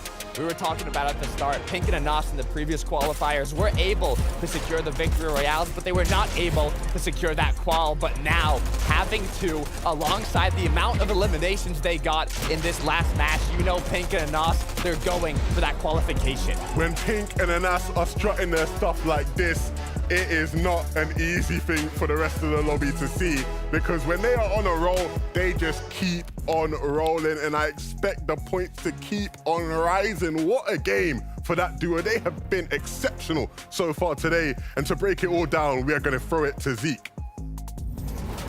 My goodness. Game 1 victory royale, not enough. Let's just throw another one in there. Game 3 victory royale, why not? It's qualifier 3. Why not? Why not? They're like, hey, we're the best team in the lobby. Yeah, we're gonna do it. 1 in 3. But I love that that's a battle between all of the teams who have won games so far, right? That was first against second place in the freeze. Well, in terms of the games they won at that moment in the last 2v2 situation. I'm wondering, is this going to start to become a two-horse race? It just seemed as though a lot of those duos got bottlenecked in the mid-ground, trying to look for that aggressive push into Lusha on the top ground, but it didn't even matter for Pink and Anas. I really do feel like they just worked so seamlessly together to just consistently wipe out pairing after pairing after pairing. Anybody that tried to challenge them in this late game was just getting annihilated inside of that moving circle. Absolutely, and the thing that they were doing so good throughout the majority of those is they were staying right to the front side of the zone. You saw in the previous clip where they picked up a bunch of eliminations there, how they're looking back, right? All of those players at the back side of the zone drop there because they have minimal materials left. They're trying to hide, they're trying to scurry, and Pink and Anas can just sit at the front, look back, and pick up some easy elims. But here we go, this is the result of the leaderboard after game number 3. Wow. 120 points now for them. They're breaking the triple digits, man.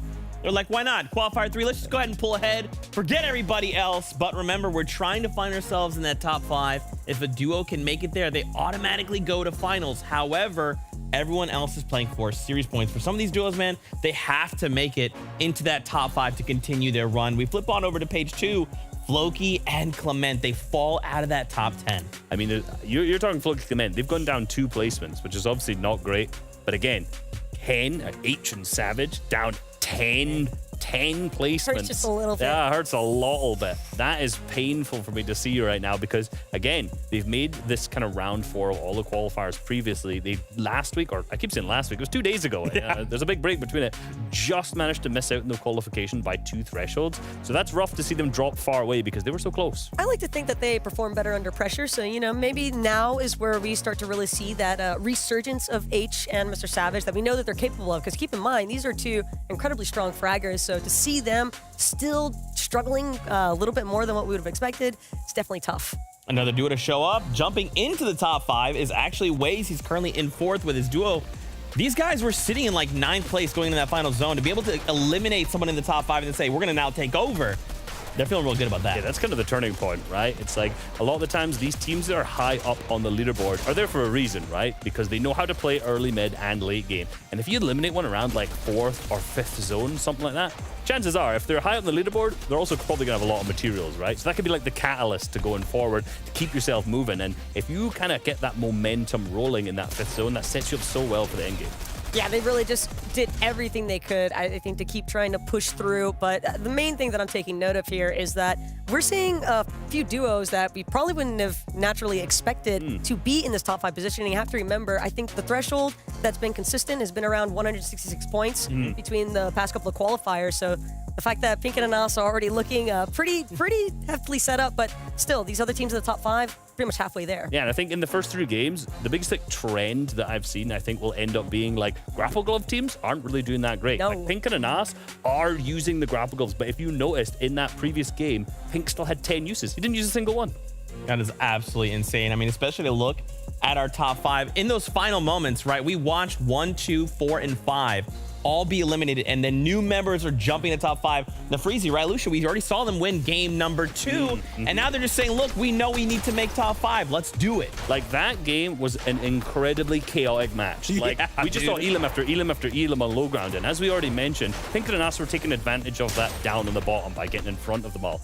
But if you're just up on high ground, you can just coast past all of that. You're staying away from the chaos that is a kind of hill zone like this. Something else to touch on briefly, though, is that a lot of these duos are getting caught up in moments of desperation. Game 1, we didn't see too many struggling with the issues of the storm surges, but ever since then, I really do feel like some pairings aren't really keeping track of just how far out they are from even the circles spawning and just nobody else being around them so that they can try and get that freebie damage in to avoid the storm surge damage. A lot of these duos making these little mistakes, right? They're just trying to trip themselves up, not on purpose, but you can feel the pressure, right? There's a lot at stake and a lot riding on the shoulders of these duos. It's the halfway point, which means we only have 3 games left to go, so gear up for game number 4. Game 4.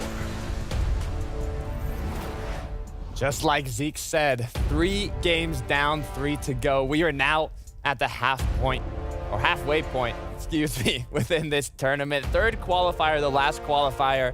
And Levin, I mean, the excitement, the gameplay we've been seeing today has been on another level. Yeah, and of course, I am a biased caster as usual, right? And so seeing my guys in pink and us doing so well is always a great thing, but there is still plenty of time for the rest of the lobby to step up to their level, reach their standard, and we're gonna see whether or not that will begin just now as we hop into another game. Very similar stories we'll be seeing across the map. Will certain teams, certain players be able to step up off spawn? I think the question everybody wants to know is whether or not we will continue to see the dominance from some of the teams higher up on the leaderboard. But over at Loot Lake, a place you've been following quite a bit, Vox and Robab look to do it again, this time round though, not being directly contested off spawn. Looks like they've kind of shown their dominance here from coming out on top all 3 matches in the early game to now not being contested, but a duo that is being contested now after being on con. It's Pink and Anas, and it's looking dangerous. Anas, though, does get a knock. That's going to give them the upper hand in this engagement now, looking to just get one more. And fair. Pink does it, Levin. That's 2 eliminations on the board. Not fair for these two. They make it look so easy. We saw this fight now. This is the 3rd time we're seeing the fight, and the 3rd time Pink and Anas are winning off spawn. Again, I repeat, they are the owners of the Joneses, and they are trying to show everybody else in the lobby that you should stay far, far away. Maybe we'll see Niox look to take that advice moving forward in the other games. But for QB and Fredoxy, they've actually been some pests for some of the teams here at Loot Lake, right? For Robab, sorry, I combined the names. Robab and Wox. Every once in a while, QB and Fredoxy will get in there. They've been really, really good at just being that annoying little team that will make sure they keep you on your feet, do some damage here and there, and force you to cover up. Being in the right place at the right time, right? Having a chance to take shots, especially if you have that opportunity for a 3rd party. But looking at Vortexers here, Bevy did an amazing job last match, up to 94 points, 3rd place spot in that qualifying threshold. As a reminder, it's top 5 today to go directly to the finals, but if you don't end up securing top 5, you will still get series points, which will grant you an opportunity to qualify to the semifinals, which then you'll have another option to try and make it to the finals. But now, looking over at the Rocky Reels, it's 4ZR, it's Kezix. They're getting themselves into an engagement. Yeah, 4ZR and Kezix have been very impressive today, rather consistent. And so we'll see whether that trend continues as we move forward. Of course, that may mean them having to win a fight here off spawn, but definitely setting up to do so. It seems 4ZR applying pressure to this wall, and he'll keep on picking away, has the edits, but the player wrapping around and he hears it, and he'll be right there to answer the call, hit the shot as well. And this leaves them no other choice but to just force their way into the box. Need to be careful though. Don't want to take too much damage, but they have control of this fight. The mantle doesn't come out quite as cleanly, but nevertheless, they win it out of spawn at Rocky Reels. Not maybe quite the owners of that POI. I'm sure Trulex and Chicho would have something to say about that, but definitely looking strong at Rocky. You can see how strong they finished up that fight with the 2-shot shotgun. As a reminder, it is stronger than when it was introduced originally. It does have a faster fire rate. And being the shotgun with the quickest pullout time, I mean, we could see how 4ZR really made use of that, cleaning up the engagement. Loving to see the change of loadouts as the season goes on. But Purchawa here now alongside Cherry with 2 eliminations. Kind of seems to be taking a vacation on the island here. But you got to be careful as the zone has closed in a different location on the map, so they'll have to rotate. The good side, or the good thing is that they're so close that they really are not rushed at all. From the Freezy and Lusher, they've not been rushed one bit over at the Rave Cave. They've had quite the easy ride, it seems. And of course, we obviously saw Tripp and Thomas qualify from this POI in the last qualifier. And they've just stepped into their shoes and actually sort of had the similar sort of power levels, right? It's almost like they've been doing their best impersonation of that duo, but very much adding their own flavor to it, and it's been working successfully for them. For Kai and Max, been a bit of a surprise, I'd say, right? Doing as well as they've done. And so it's going to be about making sure they don't lose their head, they don't lose focus, continue on the good path they've been on as more new and experienced, or less experienced players, I should say. For Floki and Clement, though, they need to start maybe pushing the boundaries of what is capable for them, just outside, really, sitting in 9th. Still rather early, right? But you do have to start thinking about how it is you will be able to get into the top 5 and what you need to change to make your way there. 9th place with the goal to get to 5th place. That's really what it is, right, Levin? That ticket to the finals. As now we see a duo in the 2nd place spot. I mean, the positioning on the leaderboard can really affect your gameplay as well. If you're already in that qualifying range, you don't want to take as many risks. Even if it's just for a minor benefit, like a few elim points, maybe a bit of extra shield. You just want to play for that consistency, make it to the end game. All the games if you can, and secure as many points as possible. However, some duos, some players do need to get a big game, and for that, they want to be set up for that late game, and a way to do it is take these engagements, get those eliminations. The duo that was on vacation now, this is abruptly ended for Chawa and Cherry here. Forced to take a battle. Cherry and Pachawa just perched down below. Right, no immediate action, no immediate danger.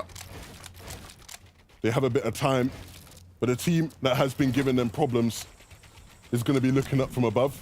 Can they line up a beam? Will they look to exit? It seems they're trying to find a different angle, yep, and look for the beam. But Howley making sure not to overpeak, not to overextend. And they're going for the chop, but I don't think they realize that they aren't up there anymore. But Pachawa, they've moved, my friend. They aren't that. You can chop it, but they aren't. They're not that, mate. They're not there, mate. They've gone, mate. You know, sometimes you see an opportunity, and even though it's not going to turn out well, you still want to be committed. But you can't see everything on the map. I mean, there's so much going on. But luckily enough, Levin, we do have our friend Mini Miner that is going to bring us that in-game action. Mini Miner, let me know what you got. Thank you, Zakata. Now we're looking at Vortexes and Bevies. Now they're opening up the vault. This is great in itself, of course, to get so much extra loot. But what I really like about this team is they're not just wasting the time. They're not just stood there staring at the vault opening. They're using the time wisely, farming up materials, opening up ammo crates. This actually saves them precious seconds that they later on use for the Storm Surge tag. So keep an eye out for this team if they're above the Storm Surge later on. It's all about being time efficient, looting, farming, rotating as quickly as possible. It's one of the most important factors, especially in these round 4s. We have the best of the best in the EU region that you're competing against. But looking at Bevy, he has lost his duo partner now for Texers, and although you're the most efficient duo looting your loot path possibly, it might not be enough if you lose your partner, as now Bevy crouched up, trying to get a sneak attack here. A big shot from that striker pump shot could be what brings them back from this disadvantage. I'm really hoping Bevies can pull something from out the back pocket, because in so many of these games, we've seen them have to travel such a large distance. The one game where they finally do pull a zone, and it might be a game that they have to watch from the sidelines. Donkey and Larko, they are applying that pressure, forcing their way into this action. They want to deal with Bevies. They know he's here. They know he doesn't have that support. And so it's all about closing things out. He'll make things as difficult for them as possible. Just creating space, making boxes, making them have to second guess exactly where he is. And you can see they're not actually quite too sure, and maybe even deciding now that they want to just break their way through, control as much build as possible. But what they don't know is that Ewan or Buzz, they are here and they are ready to strike. The third party getting very close into the action, and now they'll be aware the noise has been made by Buzz. But this has just gone from being a simple 2v1 to being a 2v2v1, where I'm sure Bevies will be very thankful for the presence of Ewan. Buzz hitting a big shot there just to up the ante a bit, make things that much more uncomfortable. And this is what we see so many times, right? When these fights just take a bit too long, the third parties roll through and they just make things ugly. Buzz dropping down below, looking into their garage, looking through the windows, finding that line of sight onto his opponent. But as the clock keeps ticking, the time keeps going down. The first zone switched to second now, has pulled more to the north around Tilted Towers. So being on the fully southern side is not what you want to be, as Bevy now connects the shot, but not close to enough damage here to get a knock or even a crack. And now his opponent gets into his box, but he lands a huge shot onto him. But it is a 2 versus 1. Oh, man. And even though you get that initial shot and do a good amount of damage, when you don't have that upper hand, when you're in the 1 versus 2, it's very hard to make something happen. And now Larko and his duo partner are going to make that rotate. So awkward when you're solo up in a 2v1, both players attacking you from both sides. Very well played, though, from that duo to make sure that they had 2 different angles, just made him have to gamble on hitting one of the shots. And he almost did, to be fair. Hit a very, very big shot. Oh, we might be seeing some more big shots happening here. You can see it for the Freezy. Rhino, they need to be careful because Matt is here. And the Freezy then covering his top. Okay, he was aware for a second. I was very worried that they were just going to get snuck up on. In any case, Lusher is there, ready to fight. But this now is another example of just a 2v2. It might just be a slow burn up. These guys, they want to deal some more damage. They have the positional advantage for the meantime. But we know how composed Lusher and the Freezy can be. They have been all day long. 69 above Storm Surge. Have a good amount of loot materials, weapons, and even shields. But you can never have enough damage as they continue this engagement forwards. Making sure they have a good amount of real estate here on the low ground. Don't want to be close to those enemy builds. But the opponents close by aren't the only danger. You have Vico and Jackson close, looking from afar, looking to see if they have an opportunity to strike, get a bit of damage, or maybe even steal an elimination. But Raging Rhino here, 37 above, is desperate for some damage and tags. And even though he is in zone here, just 27 seconds until the zone closes and that Storm Surge activates.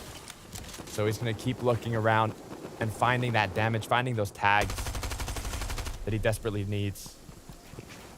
You can see now they have their eyes set on another team coming round from what seems to be the backside, but there's been a bump along the journey because Matt is taking a bit too much damage than he can handle, and so he has to take a moment to pause, get his HP back up. And that delay is crucial, it's key. It gives Ots some time to heal up and recoup. And so now you just have 3 teams just side by side each other, all having to rotate to the zone. And none of them really are good friends, we'll say, we'll put it like that. Or wishing they can just take the others out with ease. For Zeston and Waze, down below on Surge, actually. And so that's a perfect opportunity. You can see in the bottom right how many teams are literally just on that zone line. You can see how many teams Zeston is looking at. But he needs to connect to some shots. It's all good and well seeing the players, but you actually have to do damage to them. And while they can't, they'll have to use their heals, looking for a trade there as he went for the peak, but again, not connecting with anything. They're really struggling to find some damage, even though the opportunities are there. Waze and Zestin, this is the duo that would position themselves up in a high elevated location by Loot Lake and look for tags early. I'm wondering if one of their opponents kind of denied that from them in this match and they didn't have that tower to look for tags, and now due to this, they're so down on Storm Surge. And it's really becoming a big issue for them as they're almost out of shields, but not only them, Kathia, sorry, is just as down below as now getting sent back to the lobby by Raging Rhino. Has to continue on. Waze just one tick away from getting knocked out. He has lost Zestin. But the question is Storm Surge still up? I believe it is, and there it is. Waze and Zestin get taken out. We see it so many times throughout these qualifying weeks. Teams just going down to Surge, not being able to deal enough damage and paying the price for it. For Rhino, we saw him earlier alongside Matt, who was looking healthy. Well, obviously things have taken a drastic turn for the worse. He now is a solo. And a solo in a duo's world this early on can be a very tough hurdle to climb. For Pink and Anasto, no real hurdles, sitting real nice, right? Central in this third zone, which will mean when the fourth zone pops, they'll have a very nice pathway to get there. I believe they're looking good on Surge as well. Obviously, we saw them fighting off spawn. But they're still staying alert, still staying active, looking for it. That's why Pink's looking out this window. But this is another game that is looking very nice for them. I mean, you also know that Pink and Anas, they're feeling confident. I mean, having set the new record for points in the first 3 games really shows the dominance they're having today. But we're halfway through 11, still 3 more matches to be played out, including this one. So let's see if they can bring that momentum, ride the train, and keep it going. Yeah, and you can see for Wox and Robab, brilliant position for them. They were central, again, in another central position in that third zone, and so they actually just pulled the zone straight up. No worries, no issues, and it allows them to hold teams just like this one here on our screens as they try and make their way to the zone. For Typo and Grapple and Joya forcing their way into boxes, trying to just deal some damage, pick up some eliminations. It's interesting that they're going for this, right? Because Grapple and Joya has max materials, a great loadout, a lovely amount of shields. The only reason for them to take this fight would be them being down on Surge. But again, I just highly doubt that that's the situation they're in. So good to see them disengage. Didn't need to overextend for that fight. Now, Floki Clement, 8th place spot, have to do one of the longest rotates you can in this zone. But looking at their loot, this could be a duo that does need an engagement, does need a refresh. Seems they only have 19 builds to work with here. Not too much loot as they slowly make their way into zone, recycling previous builds from their opponents, and hopefully they find an opportunity to maybe take an engagement or do enough damage, give them that opportunity to get inside an opponent's box and play a little bit more aggressive. But Janet's with Vadeal now, 42 below.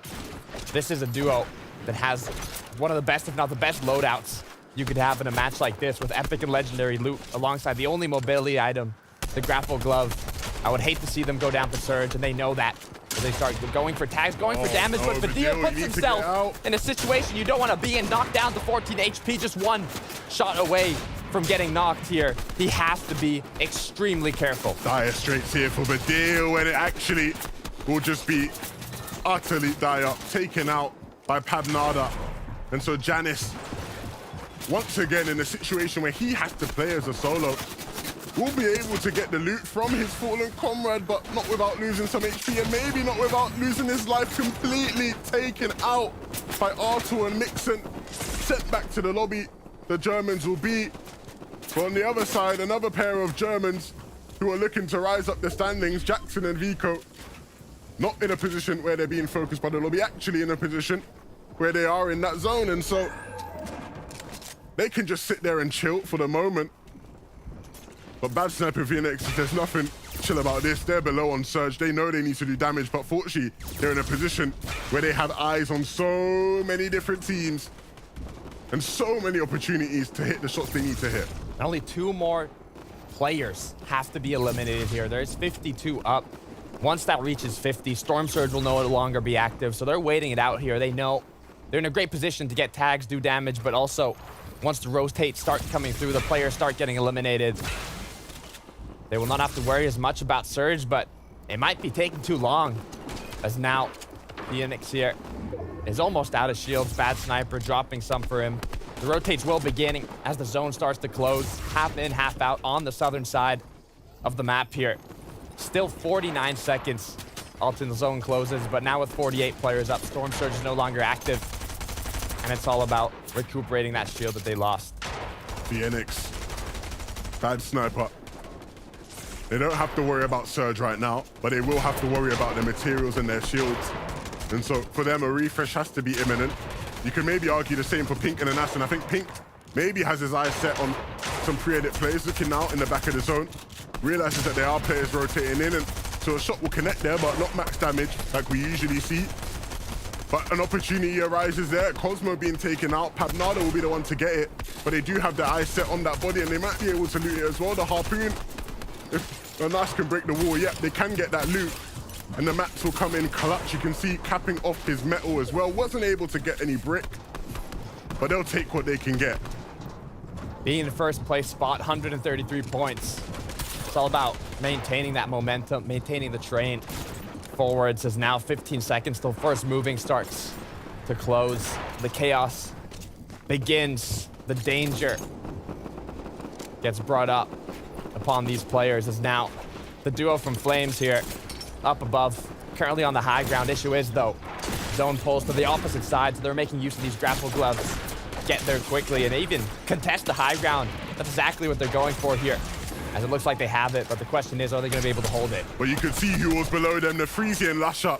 Once again, they wanted it, but Swag and Pab didn't give them an opportunity, and if they're going to hit shots like this, they won't be giving anybody an opportunity. You can see from bird's eye view, just pinging shots at the rest of the lobby and looking to hold on to height. Who will be the ones to challenge them, though, if anybody? We've already seen some brilliant plays down below from the likes of teams like Watson Robab, but it's been the high ground team so far today who have been victorious. For Kezix and Forziado, they are a team that is accustomed to mid-ground execution. They clear out layers with ease, and 1,000 above, an opportunity again to try and do such a thing. More than enough damage for Forziar and Kezix. 7 eliminations, but Arthur here and Mixon, 6th place spot, just 1 position away from that qualifying threshold in the top 5. This match really could change those standings, as now Jackson rotating alongside his duo partner Vico here, getting caught up in the zone, only having bandages and a big pot to work with. Does have that grapple glove, though, as Pink and Anas still going strong, but Pink has actually been caught enough in the back, gets cracked, gets knocked down, and it's all up to Anas now playing it as a solo, trying to recuperate his duo partner here, pick up the mats, the extra loot, and now forced to play it out individually. This could get dangerous. Another situation where Anas has to solo clutch, but around the rest of the lobby, you can see everything is falling into place for some of these teams. For Wox, though, it's not going that way, and so he now has to put on his clutch boots, and if he can keep hitting shots, maybe that's what will happen. Hitting a couple 70s here and there, but nothing too big to get an LM. He's going to keep on moving, though. He's going to keep on strolling around the backside. He has his eyes set on somebody, and he'll connect with one. That's going to be Jordy taken out. Wox has 2 now. Jackson, though, doesn't have anything other than the Madness keeping him in the game for just that bit longer. The wood now is all he'll have left, and it's not going to be enough. He needs to try and find a fight. He needs to try to stay up, and with players pushing his way into their box, it's making it awkward. You can see he's scurrying around, just trying to find some sort of safety. Lusha now from the high ground all the way to the low ground. 2 eliminations, gets the shot, but it's not enough. Getting eliminated, knocked out of the match now. High ground still for the Flames duo. They've been holding it from the start, uncontested, being able to keep it, raining down from above, taking the shots, looking for the spare little eliminations. Already 3 for Pob, but he wants to rack that number up, as now looking down below. We got Doxy, we got QB, 6 total eliminations looking to see if they can pick up more. Jackson, though, it is not looking good down below. He is on bare bones when it comes to HP and nothing when it comes to materials. The med mist will get him up just a tiny bit, but he knows he just needs to get into the zone and connect with a big shot, looking left and right, trying to find something, but eventually something will find him. That was Krusty. Produxy, though, NQB still looking, still clearing things out below. They realize the vulnerable positions for players in the zone, and they are capitalizing. 4 eliminations, racking it up, but his duo partner goes down. Now for Doxy, playing it as a solo. The good thing is he does have those med mists. He can stay inside the zone for a long time here and find the correct angle to get another elimination. Meanwhile, though, Haijo, Belusi on the low ground have so much real estate claimed here. They have the builds, they have the materials, but they're running out. They need an impact, they need a refresh. Hi-Riz, though, 3 eliminations going in as a solo. The rain from above is still coming down, and now he has to take a shot here. He has to make a play. It's the high ground or the low ground. You have to pick one. Hi-Riz, and no, he gets taken out from above. Now, Tob looks for a shot into zone, connects, but it's not enough. Pab needing to try and stay composed, stay good. Belusi and Hydro, though, they have just cleared things out on the low ground. They've looked strong, but will they be strong enough to match up with Swag and Pab Nada? They've looked so clear up on height. They've not really had many issues, but the issue in front of them is winning the game. Hydro and Belusi now, 2v2 situation, not much materials to work with. They do have heals, and so if an opportunity arises, the heal off may look good for Hydro, but I don't even think Swag and Pab are going to give them that opportunity. The armored walls, though, to try and buy some time, to try to stay in the game, is all that they have. But for Pab and Swag, you can see they're cool. They're not panicking. They aren't making any rash decisions, but they're running out of mats now. So ultimately, it seems like we're on a crash course to both of these teams colliding head to head. The 2 versus 2, the high ground versus the low ground, the shots come in, the drops come in. It's now or never as Pav connects the first one, gets the knock, putting him into the 1 versus 2, but his duo partner now running. Haijo playing the heal off. He had the chug splashes, he had the med mist, but is it enough time as Pav now has 2 floppers, has 6 chug splashes. Haijo has to come back. This is not enough heals to out-heal his opponent here. He has to make something happen. He doesn't know that, though, and so he'll just hope that the med miss will be enough. He'll hope that he can find something in the zone, but ultimately, Pabnada should be the one to take things. As time ticks away, Hydro himself knows it is wraps. It is over. Swag and Pablo, the Flames boys on top, and they are hot and firing. Another team taking height in first moving and holding out to win the game. It's an interesting trend that we've seen throughout the day, holding high ground all the way from the start to the end, and actually, I believe the first heal off that we've seen in quite some time, but Pab and Swag, they do take home game 4. Yeah, we saw just how composed they were. Oftentimes, you see a team in the positions they were in losing their heads, right? Getting a bit too excited, seeing the win before it's actually there. But they stayed cool, calm, and collected, and they win the game. A great opportunity for them to move up in the standings. The Flames boys are here. And now we'll shortly be getting into game 5. I mean, that was just game 4, Levin, but now with just 2 matches left, it gets that much more intense. Really want to set yourself up for the best Fortnite you can in these last matches. But before we do that, let's not get ahead of ourselves here, Levin. First, we have to hand it over to Zeke. Thank you guys so much. We only have 2 games left to go before we lock down our qualifiers and say this is it. Whoever remains is going on to semifinals. My goodness, Pabnada, Swagnada coming in clutch here.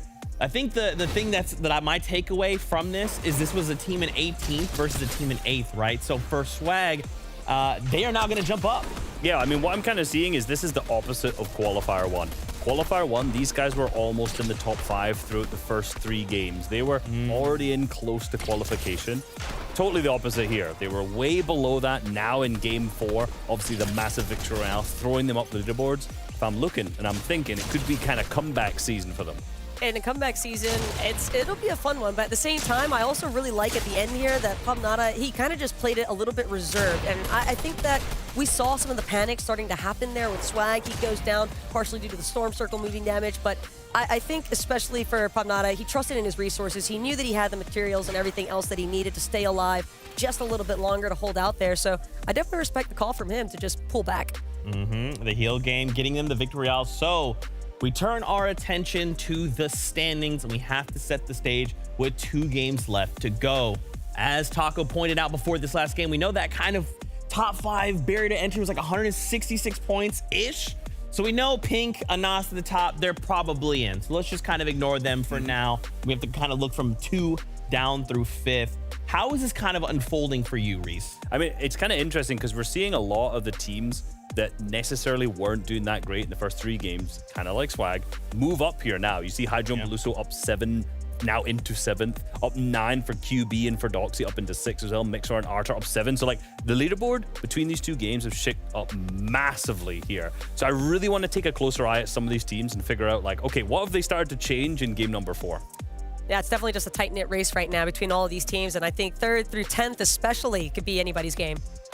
That's right. Now, you guys know we like to talk a lot about Storm Surge because for some of these duos, it's going really okay. They're managing their Storm Surge correctly. Others, not so well.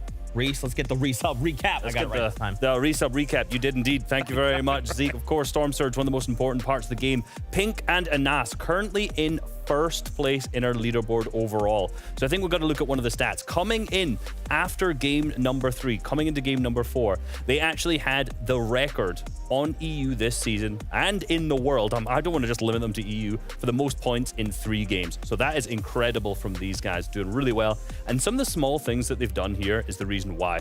This is the map. You can see the drop spot and Joneses. They actually won an off-spawn fight here, which gave them roughly 200 Storm Surge damage. And the rotation they're making is pretty much as centered as you can get. Now, this is a really high-hilled position here, close to the center of zone. And now the center of zone is an interesting spot because a lot of times you'll have so many of these players up here start to rotate you all the way in. And that will result in, as the clips will show, getting a lot of tags. So these are the small kind of things that you're going to see from a top team that manages to put themselves in a center zone. Now, for me, I am slightly concerned that, again, we've seen them fight off spawn multiple games now. They're in 1st. Zeke may have cursed them, though, because he did say, hey, you know what? These guys have almost guaranteed qualify. And I'm looking at you in the eyes now, saying they are still fighting off spawn. It's looked good for 4 games, but there's still 2 more left. Yeah, okay. Listen, it's okay. They're looking good. They just need some semblance of games to get them there, right? Just to cross the finish line. That's all we need. I feel like at very worst, we know they're going to go to semifinals. Yeah, but they don't want to go there. Well, I mean, they want to go to finals. They want to go to finals. I know they want to go ahead and jump, but hey, at worst comes to worst, we know we'll be seeing them there. 2 games left to go before we know which top 5 will go right to finals, while everyone else is hoping they can make it to the semifinals. Buckle up. It's game number 5. Game 5. We've seen the trends already today, but coming into the last 2 games, I want to see what teams are going to break the trends, what teams are going to come through, roll up, and show us what they're really made of. Takata, it's been a very, very interesting day so far, but not a disappointment by Qualifier 3 standards, go. Not at all. And being in the 5th match, now it's really what you say, Levin. You always bring it up. It's setting yourself up for game 6, for the last match. You want to be in a position where you don't have to win the match to get into that top 5 and qualify directly to the finals. You want to be close enough that you just need a decent game.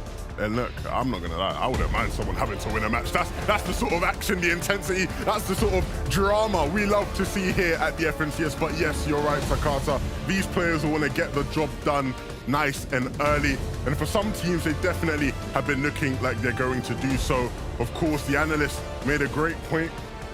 For teams like Pink and Anas, the teams who maybe are fighting off spawn and things are looking good, there's no guarantee that you win your battle off spawn, right? You really gotta earn that stripe.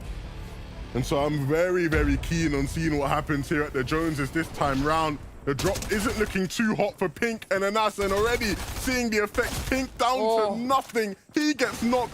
And so all of a sudden, Anas getting taken out, it seems, on last legs out of the lobby for the 1st place team. Exactly what the analysts were setting up has come to fruition.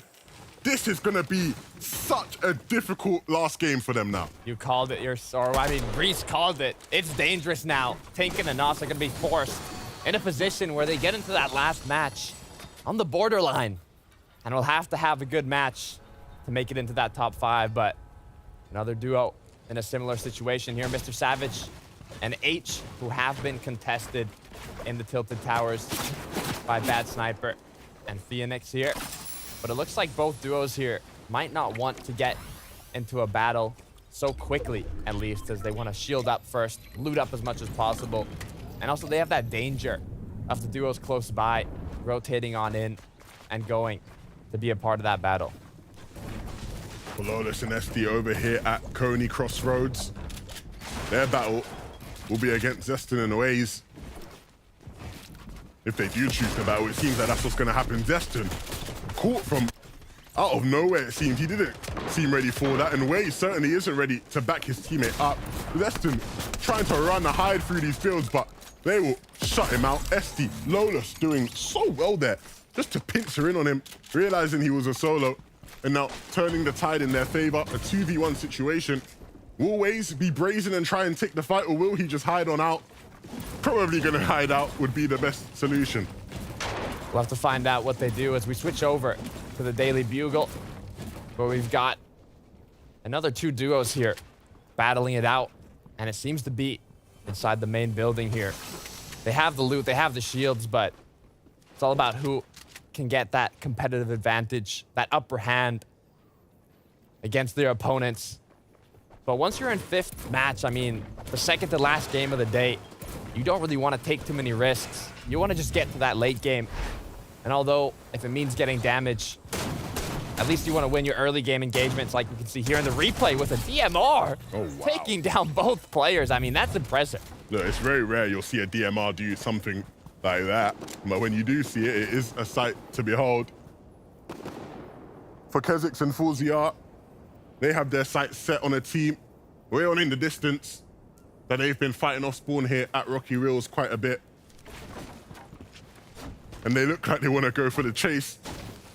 It's understandable, right? When they've been fighting this team off spawn, dealing with their storm surge so early, they won't want to let them just get away for free. They want to deal that damage and take them out. Points for top 5 in qualifier 1 and 2 were 166 and 153. Could get dangerous for a lot of these duos as Waze now. We saw Zeston go down earlier, put Waze in the solo versus duo situation, and now in the battle, it's looking dangerous for him as SD and Lawless taking multiple angles, taking multiple shots, and looking for a way to get in here. They really want this elimination. They already have one, but they want the whole duo. As now SD gets a nice wall, blocks it, hits the shot. Waze now cracked down to just 30 HP. He's one shot away from getting eliminated. SD and Lawless, they already did so brilliantly at the start of the game to take down his teammate, and now looking to do just that again here against Waze. SD moving his way on up, but in that meantime, Lawless was the one to take Waze out. But actually, look, Stompy and Jew pushing right in onto Coney, so there's a fight breaking out there, but there's also a fight breaking out here in which Kezix looks like he's gonna win things out. Oh my goodness, Kezix. I'm lost for words. I have nothing to say other than that was filth, that was disgusting. Two well-executed eliminations for that team, but right back into the Coney action. Jew and Stompy, they're looking to pick a fight. They saw that the Coney Crossroads teams were battling it out, and as SD and Lawless were feeling so happy and confident after securing those two eliminations, those emotions might have changed as Stompy and his duo partner here went for the third party, but luckily enough, they decided it might be too risky of an engagement. They're gonna back it off, heal up, and continue their rotate.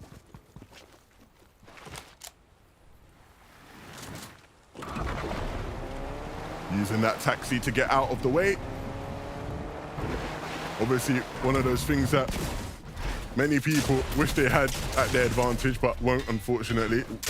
For Vadeal and Janice, I was gonna say, not in an advantageous position, but very much so. They actually took Forziar out, and I believe Kezix went with him as well. So the instant turnaround for that team to get in on the action. But we know that they can do that. H and Mr. Savage, though, looking for a sneaky play. And we see these, I feel like, at least once every qualifier. And so far this season, they often do pay off well, but Bad Sniper and Phoenix clearly are aware. And they're not going to give them that chance. They're not going to take the bait. Mr. Savage needs to make sure he doesn't fall into their trap that they've set down there, though. Making sure he gets some builds, some edits. Just find a bit of control for himself. But Again, now the harpoon play to replace the wall will be successful, but not actually able to find a shot as well. They're just trying to find the right angles, find the right opportunities, the right spots. Knows he's on that right-hand peak. The wall won't be his. He'll have to take that. And he's expecting, anticipating an edit to come out from Phoenix. But he's going to have to wait for that one because it will not come. And Mr. Savage and H here. They need to win this time. Mr. Savage, though, caught in close quarters, does so well to pick up Bad Sniper. And now H, who's gone down to... Oh! Okay, I for a moment I got scared. I thought H was actually going to cost the whole fight, but Phoenix couldn't handle Mr. Savage's harpoon. And those two stay in the game, but very much a close call. That was a situation that really had me at the edge of my seat. That was a scary one, but another scary situation is that Pink and Anas did go down in the early game, being our first place team, and I believe Mini has something to say about that. Thank you, Takasa. Now we get to see the Pink and Anas going down off spawn from their POV. The main point that I want to take away from this, and you guys should take away as well, is indecisiveness. We can see Pink trying to go for this gun right now, trying to look for that DMR, thinks actually let's not, but then decides to go for the DMR again, gets beamed down to 30 HP in the process, then sets his teammate up for a little bit of disaster, of course, and Nas trying to pick up the pieces, but it doesn't quite work out for them. Unfortunate circumstance. Let's hope it doesn't happen again. Yeah, and of course, at the highest level, that sort of indecision, that lack of decisiveness can cost you, and we see that there.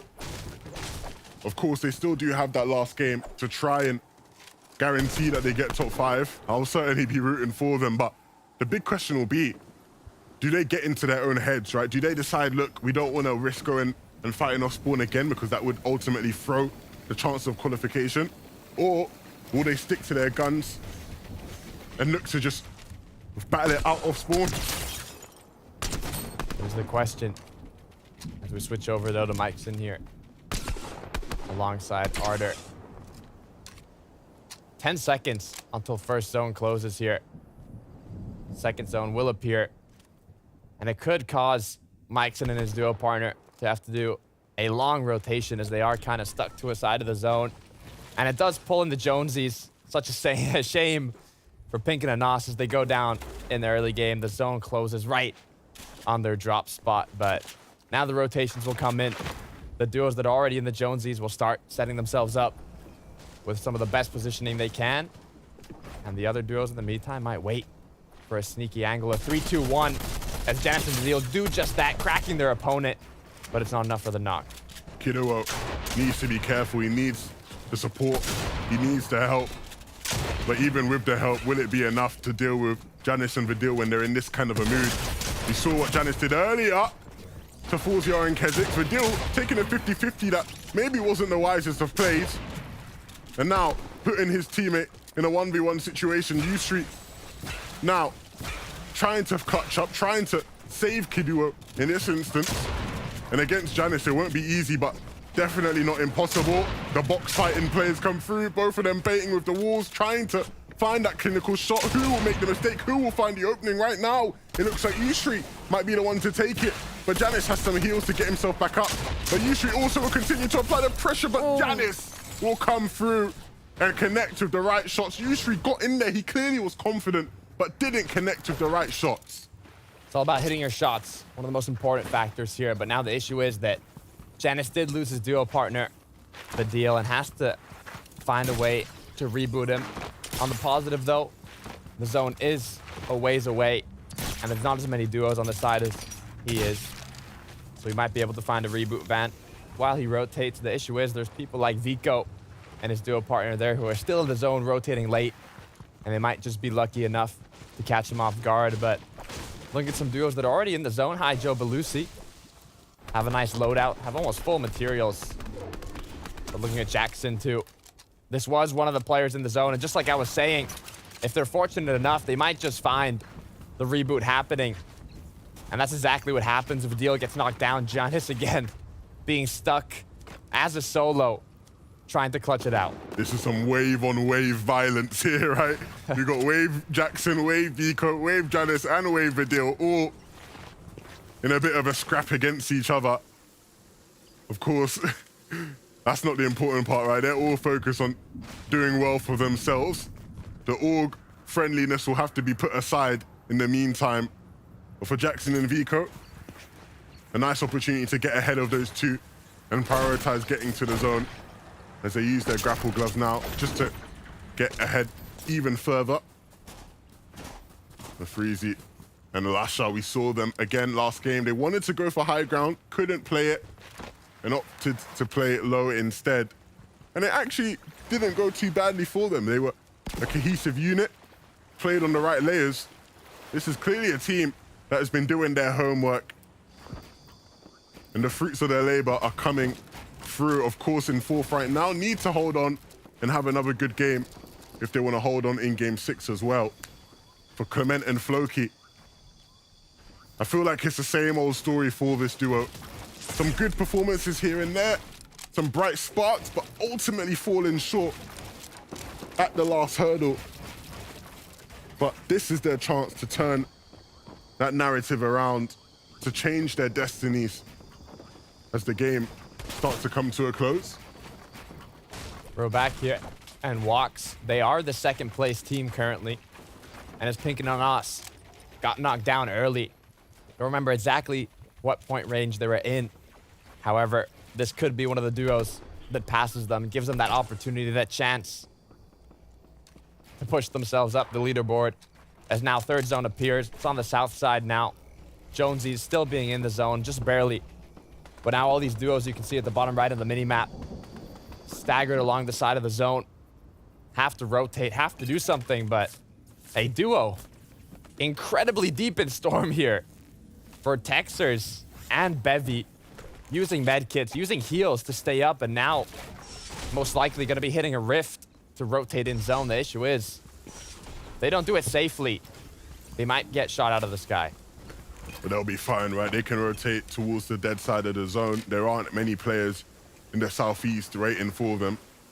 Not even looking to rift though, as they have enough heals to make their way on in just by using their feet. The big question will be how that translates going further in. This is not the first game we've seen that team deep in zone. This might be the third game where they're just chilling, vibing in the zone while everybody else is having fun. Clearly that's something that they're comfortable with, and so not a surprise to see them there. Fire Hunter, we saw him trying to go for some clutch solo plays previously, but this time round, I'm sure he'll want to have his duo with him. Of course, the big thing will be whether or not they can make great use of these grapple gloves. Of course, we know how strong they can be, but right now, opting to just run their way on in, and understandably, right, there isn't anybody that's going to be able to punish them. Need to block their behind as more teams start to rotate, but ultimately, they've got a really nice pathway to zone.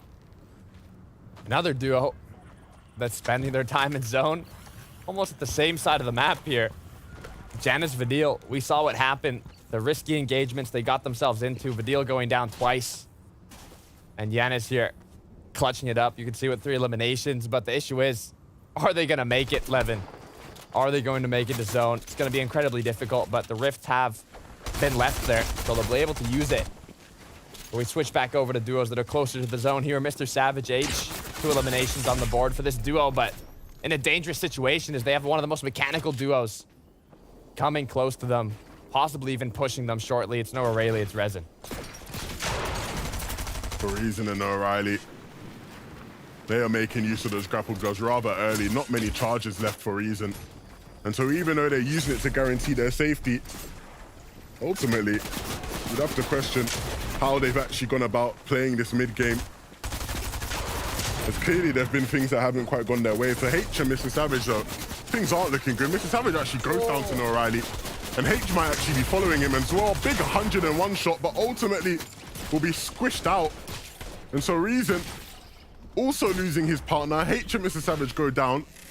Reason is a solo. And what was looking like a scuffle between the two teams just becomes a feast for the rest of the lobby. It's getting dangerous. The game's getting close to the end. 5th game out of 6. The zone's getting closer and closer to the late game. Just 55 seconds until the zone starts closing, and 5th zone eventually appears. That half in, half out corner zone. As we see Belusi here. Hi, Joe.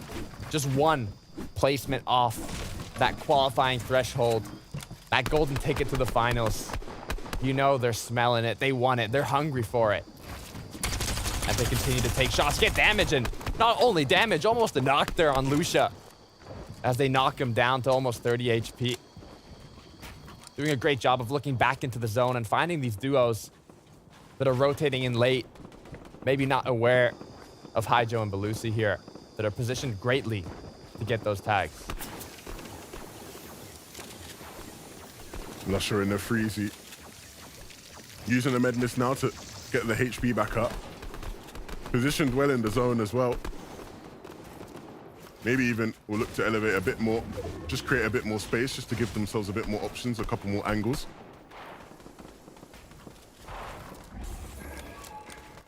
And opening up a window now as well to look for some opportunities as the surge alert just came up. And Vico now actually needs to be very, very careful, because if he's not, which he wasn't, he will get taken out of the game rather swiftly as well by Larko and Donkey. And they've not had the best of days, but capitalizing on the opportunities when they arise.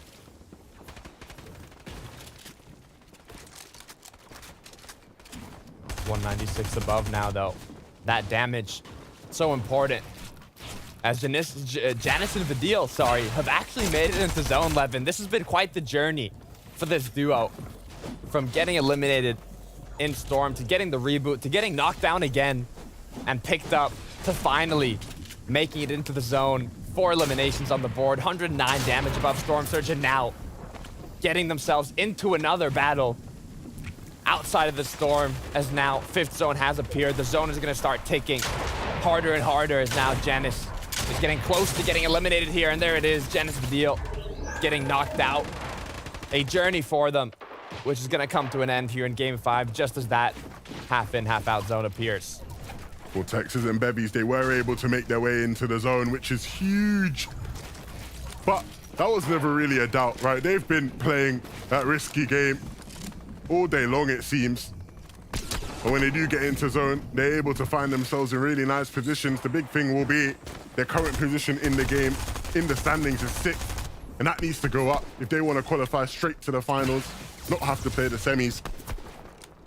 For the Freezer and Lusher, if they want to keep their place in the top 5, they're going to have to make quite the journey to the safe zone. They don't have the luxuries of a grapple glove like some of the other teams that they're seeing in front of them. They need to get on their feet and start running. And start running now. You can see it, the builds coming through from the Freezy. They also have to do damage as well because they're down on Surge. It's one of the most awkward rotations you could possibly make. Elevating himself there in the Freezy just to have an extra bit of vision, which was very effective. But still, you can see how much they're struggling just to make their way on in, just to stay above the Surge, and just to have any sort of reasonable HP. If somebody starts looking at them, it's going to be wrapped, and that's what happens. The Freezy taken out. Will Lusher be able to get the revive off? 48 players now up. Storm Surge no longer active. Lusher forced to leave his duo partner behind and getting shot in the back there, eliminated as the duos continue rotating. 5th zone here shortly coming to a close as Rhubarb and Walks are getting so close to the zone, but without shields. Rhubarb goes down. Walks as well now without shield is forced to pop a mini and play it alone. Walks not looking good. Another situation. I feel like I'm a broken record. Another game where he has to play as a solo. Frenoxy and QB also just not looking strong. I feel like every team in the top 5 has just had such a rocky game. Nobody really able to put themselves in a strong position, a dominant one. Everybody in just such scuffed situations. But what can they do? Can they rise from the ashes? Can they be the difference makers? QB certainly will expect to reach that threshold. For Wox though, another attempt at a solo clutch. But we know how much power he holds, especially with that shotgun in hand. And Surge not being an issue whatsoever. It's all a matter though of that right opportunity being presented. You can see he's creeping around through some old builds. He knows he needs to recycle some materials as he alone won't be able to stay in the game with his, but he's run his way into the wrong box. It isn't gonna be the solo clutch for him. It will just be watching from the lobby. For QB though, he has a shot, but with such low HP. Low HP, but a high amount of damage. 353 above the Storm Surge threshold has the grapple glove, has that option to use that mobility item, and he does it perfectly. Gets ahead of zone, but it's dangerous. Uses a reinforced wall, blocking off his opponent's shots, but now is forced to pop shields as Paco and Krusty on the high ground, looking to hold it like the previous opponents have in earlier matches, but now shots come in from above. 7th zone begins. This is second moving. This is where they want to be. They're dominating right now, taking shots at everybody below them. And there is so much chaos to take advantage of. You're seeing Fire Hunter crushed out of the lobby.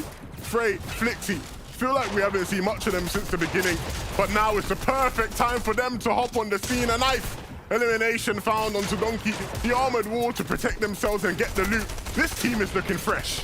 QB now looking fresh, but as a solo continuing to rotate through, he is the borderline, that threshold to qualify in the 5th place spot now. Ran out of shields, ran out of heals, has to make something happen as Resin has to do the same here. Just popped his last mini, only 2 more shots on his grapple glove, looking to see what opportunities he has. 28 builds to work with, but he's going to look for a refresh, for an impact as he takes the shots, connects them, gets the elimination, but now has to pick up the materials and look for more options. Krusty and Paco still holding on to height. The height hold is not looking as strong. They are being contested from the front side. They are being chopped, and so they need to stay cool. It's Frey who's trying to take it from them. Flixie is lagging behind, and he really needs to start supporting Frey as he takes some damage. But will they look to chop it again? They've already tried once, and maybe that will be the strategy. Or maybe they will look to just give it up because they've lost so much in terms of HP, in terms of materials, and Krusty and Paco have just held on strong. Krusty Paco dropping down as QB does the same, but he gets eliminated. Sandguild now with 3 eliminations, still has Loki as his duo up. They have shields, they have materials, but Frey and Flixie now all the way from high ground to the low ground. 0 materials to work with. Frey goes down. Flixie forced to play it out individually. Does have the mini shields, but does not have the materials. It's Belusi now. Another solo. It's looking like solo FNCS. Belusi has Nox close by. It's his duo partner. Gets finished. Gets the tag. It's not enough for the knock, though. Now has to make the choice. Does he take the shot? And he does. And he gets it. Pauly getting knocked down. That's 2 eliminations for Belusi, but an opponent comes from behind and eliminates him. One player in the zone, and there's always others to follow as well. You are never safe when you feel like you are. For Sandguild and Loki, though, they might be the only people with any sort of solace right now. Ju is struggling to stay alive with just what is 1 build left, no armored walls. It is going to be so tough to actually be able to stay alive. He needs to try and find something. A gift from anywhere isn't going to come. Kiro takes him out, but Sandguild and Loki down below, they have control, and they need to stay in the game. Both players up as Bevy now playing it as a solo. 2 eliminations getting rained on from above. Be careful here, Bevy, as he goes down, getting eliminated from the low ground. Now there's a duo on high ground. There's a duo on low ground. There's a solo on mid ground, but he gets taken out. It's a 2 versus 2. Sandguild, Loki, they've done so well up to this point. A couple eliminations and a couple more stand in between them and a victory royale. But very much the same situation for Paco and Krusty. They've done so well in this situation to stay on height, to hold on to it. But like the teams that have come before them, can they be the ones to close it out from height? On the low ground with 5 eliminations, they have the double med miss. They can choose to do yet another heal off, but the issue is Paco. Is Krusty gonna let that happen? Or are they gonna be the ones that initiate this engagement and play aggressive? They have minis, but I don't see hard heals. I don't see a med kit. I don't see a med miss. Whereas the low ground duo do have exactly that. And now shortly, they're gonna have to make a decision. Do they go for the battle? Do they go for the shots? As it looks like that's exactly what their opponent is doing here. Unable to connect it. Hits a big one though. Gets the crack and now chooses for the heal off and it works. Sandguild low-key. They take game 5. What a way to shake things up. We talked about teams coming through and breaking trends, and that's exactly what they've done. They didn't need high ground to win it out, but they took a great amount of skill and composure to secure the victory royale. And we can see just how things finished off. It was a close finish, I'll tell you that. But Sandguild was always going to be the insurance there with all those med mists available. What a way to throw yourself up in the standings. Game 5 goes to Sandguild and Loki. I mean, Krusty and his duo partner there, they had the positional advantage. They had the upper hand, but what they didn't have are those heals to stay up. No med mist, no med kit, and that's what caused their downfall. Getting eliminated, and then Sandguild Loki took home the game. But now Levin, from Pink and Anas getting eliminated on the early game, there has been a drastic change to the leaderboard. And there's only 3 people who can show us that. It's Zeke, it's Taco, and it's Reese. Okay, before we even begin, I will go ahead and take ownership, okay? I cast a curse, Pink and Anas, okay? This is my fault, Reese. I will not let you take the bullet. I will take the bullet for you, Mr. President. I wasn't going to take the bullet. Don't worry. I wasn't the one who said it. I was the one who set it up saying this is a possibility. But it wasn't only Pink and Anas who ended up going down off spawn. All of our top 4 teams were down before moving zones even happened. So when we get to the leaderboards in a little bit, it's all going to be shaken up. I can guarantee you that much. Yeah, the only thing that Pink and Anas really had going for them is that they had a little bit of a buffer zone, I think, with how many points they'd already managed to accrue. But still, it's definitely going to be a pretty hefty impact.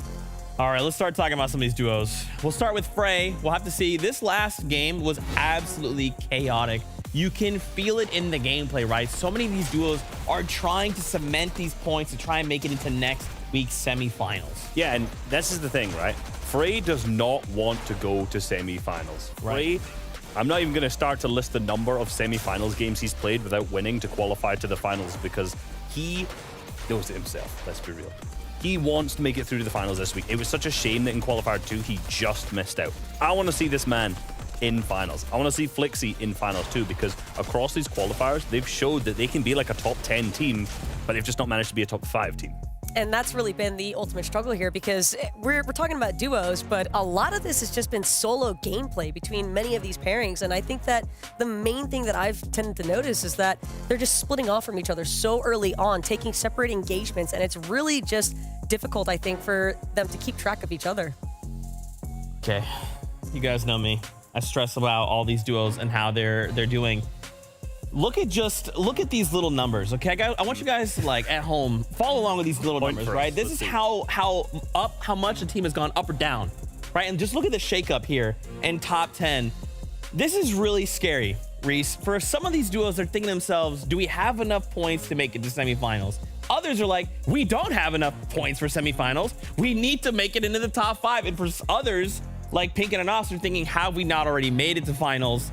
We need to do that now. Yeah, and I think for every single team that you've got on the top 10 right here, they are all thinking, we've got 1 game left. This is the final qualifier that we have here. This is basically what it all comes down to. And if you go through like the Kebab Boys, Vortexer, all of these guys have moved up massively in game number 5 and have to stay there in game 6. But of course, we've got to look at Haijo and Belusi had what seemed to be like a really, really good game. And for these guys, they've qualified through to the last 2 FNCS finals as a duo. So I'm thinking they're obviously not going to want to miss out 3rd one in a row. No, and Haijo and Belusi, they've also just kind of been sneaking up on everybody else as far as the leaderboard standings are concerned, but very impressed by their gameplay and in particular their low ground to mid ground control. They have been packing a punch and just kind of catching a lot of teams whenever they're trying to make those rotations back into the circle, back into the zones. And not only that, but making sure to also stay ahead of not falling victim to the storm surges whenever they've been going through. Yeah, I actually thought one of them went down early, but they got a revive on it. It was a knock that they went down and got revived up. So I was cutting ahead of myself there. But obviously, if they got so many points to fly up the leaderboard, you know, they've done something good in endgame. That's right. And I mean, even right now, right, we look at someone like Pink and Anas. Dude, they're not necessarily safe. If we see them go down early again, someone like Kezix and Forziar could absolutely take away and bump them out, right? Anyone in the top 5 could potentially get enough points to just move them down and put them on that bubble, man. This is a really scary place to be. I mean, for Kezix and Forziar, that's kind of a team I'm a little bit scared of out of everyone. Again, along with Pink and Anas, they're in 1st, so they have like a little bit of a point buffer at least. But for Kezix, Forziar, we've seen these guys fighting off of spawn multiple games in a row. I mean, every game, let's be real. And they're committed to that fight in Rocky Reels. So I'm kind of scared going into the 6th. If they do not win that fight off spawn, it's over for them because they're already out of the top 5, where that's obviously the qualification threshold. There's just nothing that really separates these teams. I mean, 119 for 5th, 118, 118, 117. It's such a tight-knit race right now that I wouldn't be surprised if we see a couple of upsets coming through in this final round. Oh, all right. She said it this time. She said it. I'm not going to cast I didn't say a pairing.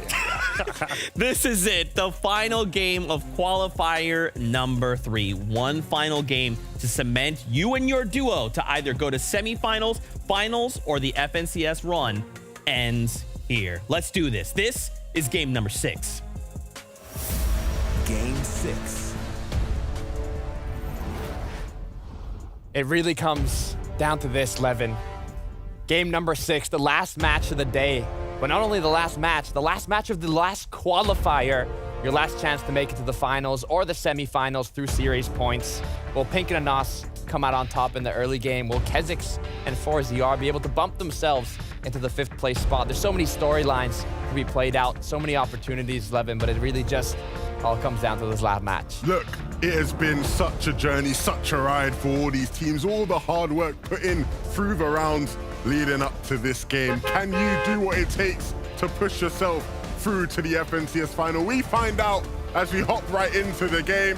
We already know what to look out for.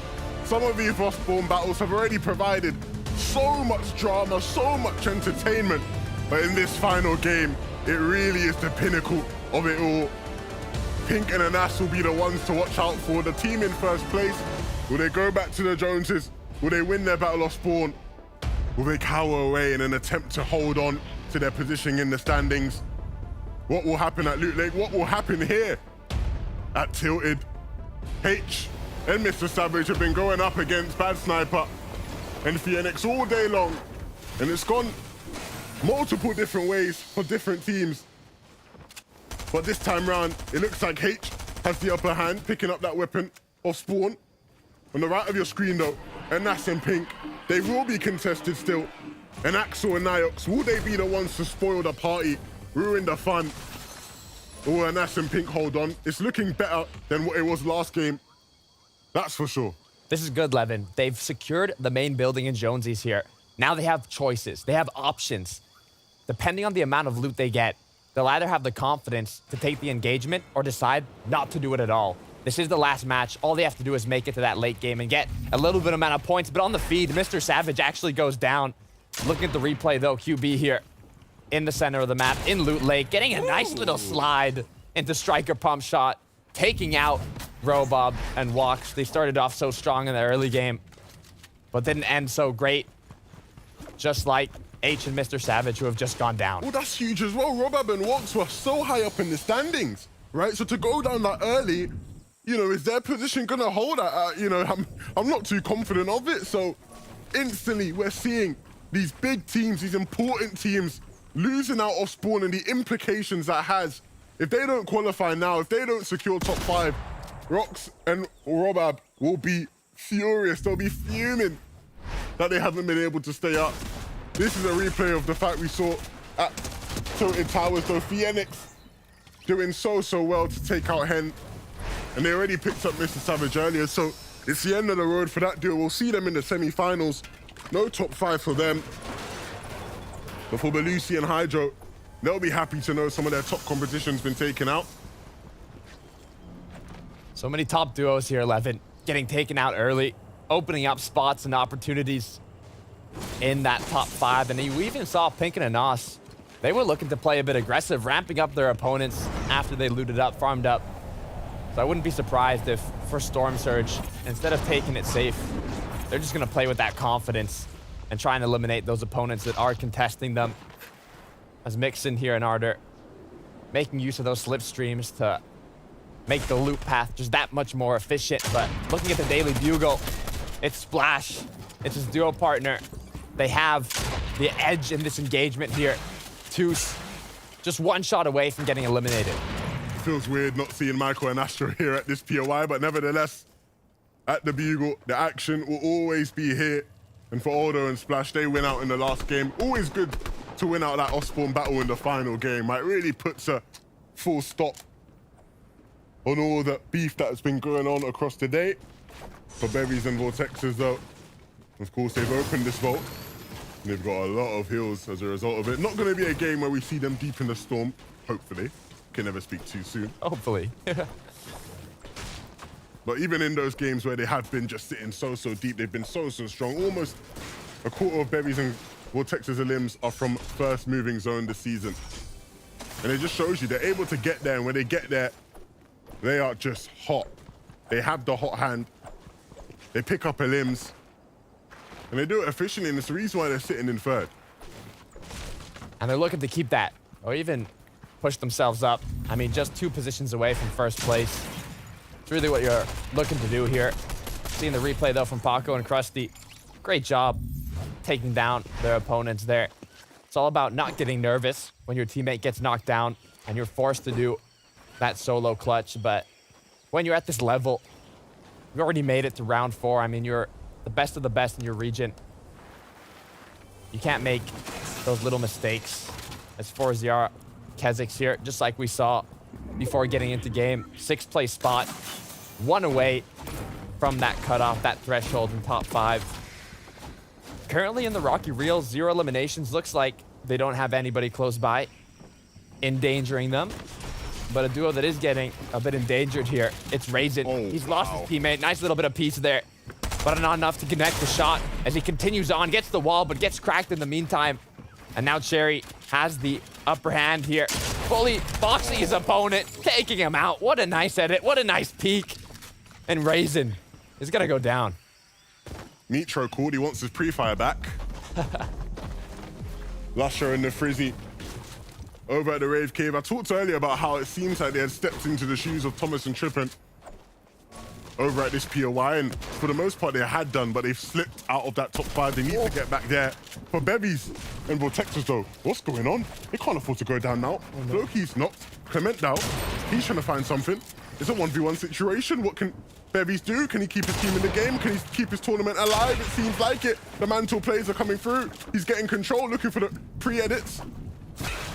And now gonna be knocking at the wall, has the edit again, but Clement scurrying away, running, hiding, but he can't hide for much longer.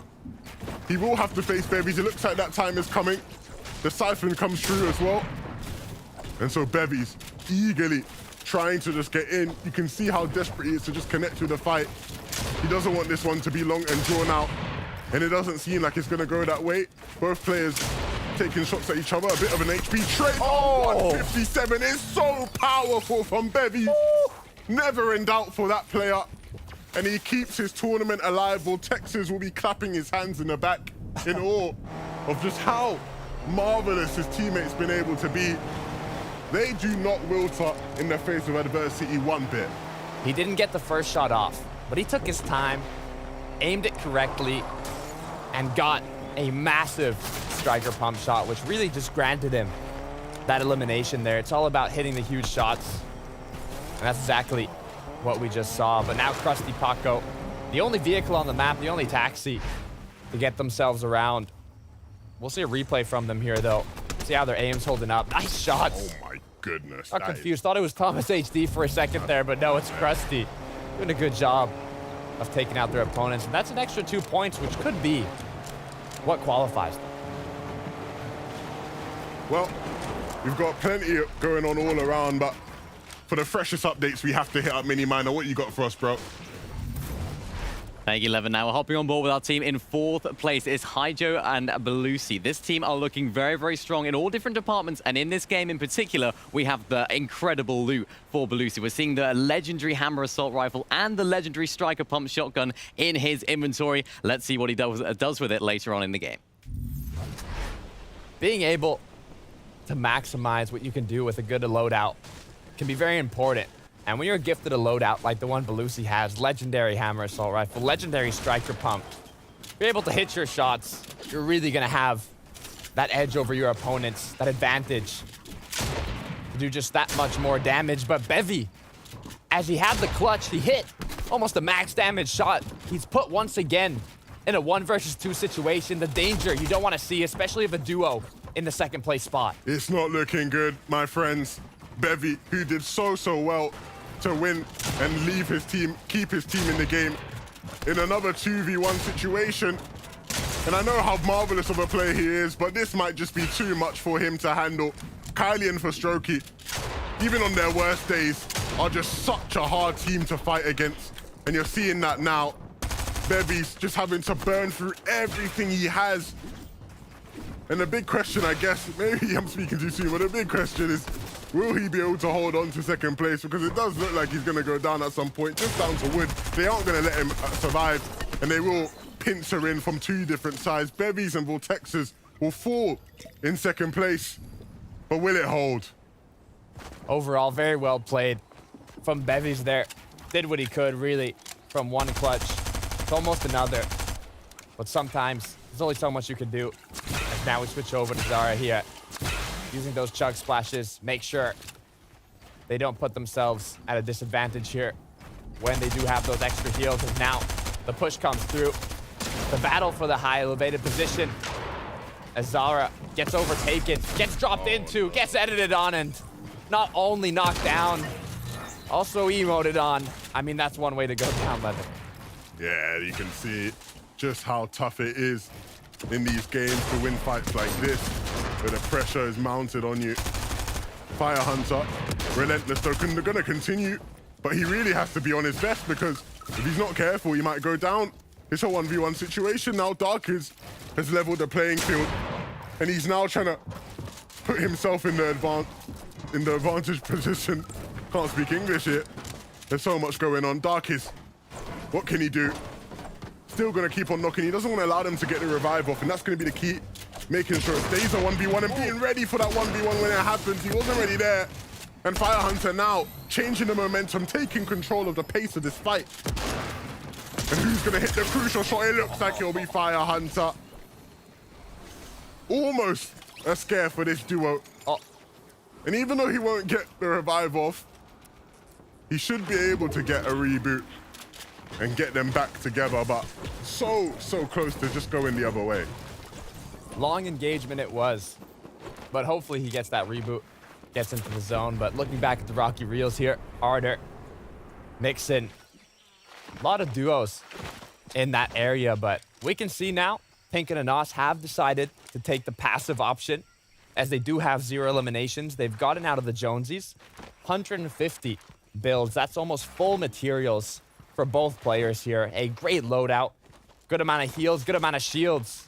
Being in the first place spot, so looted up. I mean, the only thing they're really missing, Levin, I'd assume, is a bit of damage, but if they get that, they're going to go strong in this late game. And going strong will be the key for that team. Of course, they sit in first place, and considering that second and third have both fallen, there is going to be a bit of a gap there that they can allow themselves to build. And so ultimately for them now, the longer they stay in the game, the better. If they can just hold on, they will qualify and get top 5. But I know those two, they'll want to do more than just get top 5. They'll want to win, prove it to everybody who maybe doubts them, prove it to the haters that they are a top team. And so there's a lot riding on this game. A lot to happen here, Levin. This really is the last chance for a lot of these players, especially if this is the first round 4 that they've made in these 3 qualifiers that we've played out. As now, Fredoxy being that cutoff, that borderline of the top 5, which once again, a reminder, top 5 qualifies you straight to the finals. It gives you that golden ticket in. And any player out of the top 5 will accumulate series points, which can be used to get them into the semifinals, if they get enough. As now, Lusha here, Nefridzi, 7th place spot, zone closes, dead center in Rocky Reels, inside that center of the map. And now duos left to decide what position they're looking to take. Oh, Lusha, are you kidding me? Almost knocking down his opponent there with that burst assault rifle. I mean, it can be dangerous. These are the kind of shots you need to be hitting in these critical games. It's all good and well putting yourselves in good positions to deal with Storm Surge. You always have to connect. You always have to come up clutch in those situations, and that's what he does. Ice in his veins. And we know how much of a game they need to have in order to push themselves back into the top 5. 45 seconds left until zone starts closing here. See the placement, average placement leaderboard at the top right. All these players trying to accumulate as many points as possible, whether it be through placement, through eliminations. As now, 25 seconds until zone starts closing. These players might have more opportunities to find these duos that are rotating in late and use that to get a bit of damage, get tags, and even possibly get some extra eliminations. It is 2 points per elimination, and that could be the difference of if you qualify or not. Flicks in Frey in such a good position right now. Both going to be doing well in terms of materials. The position in the zone will nice. They will have priority to get to that 4th zone. No problems whatsoever. regardless of where it pulls. And so I do expect to see them deep into this game, making waves. For Belusi and Hydro, not as clear-cut in terms of the great positioning, but not necessarily fully in the mud just yet. And even then, we've seen this team in bad scenarios where they've been able to come through and make it work. Taking a look at a replay here. Some more nasty shots from Usher. Picking up a knock onto the NX. On a That's roll. gonna go a long way. It really is. Almost at 6th place, almost at the cutoff here with 122 points. It was 166 in week 1 to qualify, 153 in week 2. And with that decline, I wouldn't be surprised if you're week 3, it's a little less, which just gives more of an opportunity for these players that are in that 100-point range to have a shot of getting top 5. As Sangild and Low Key here, now at 113 points.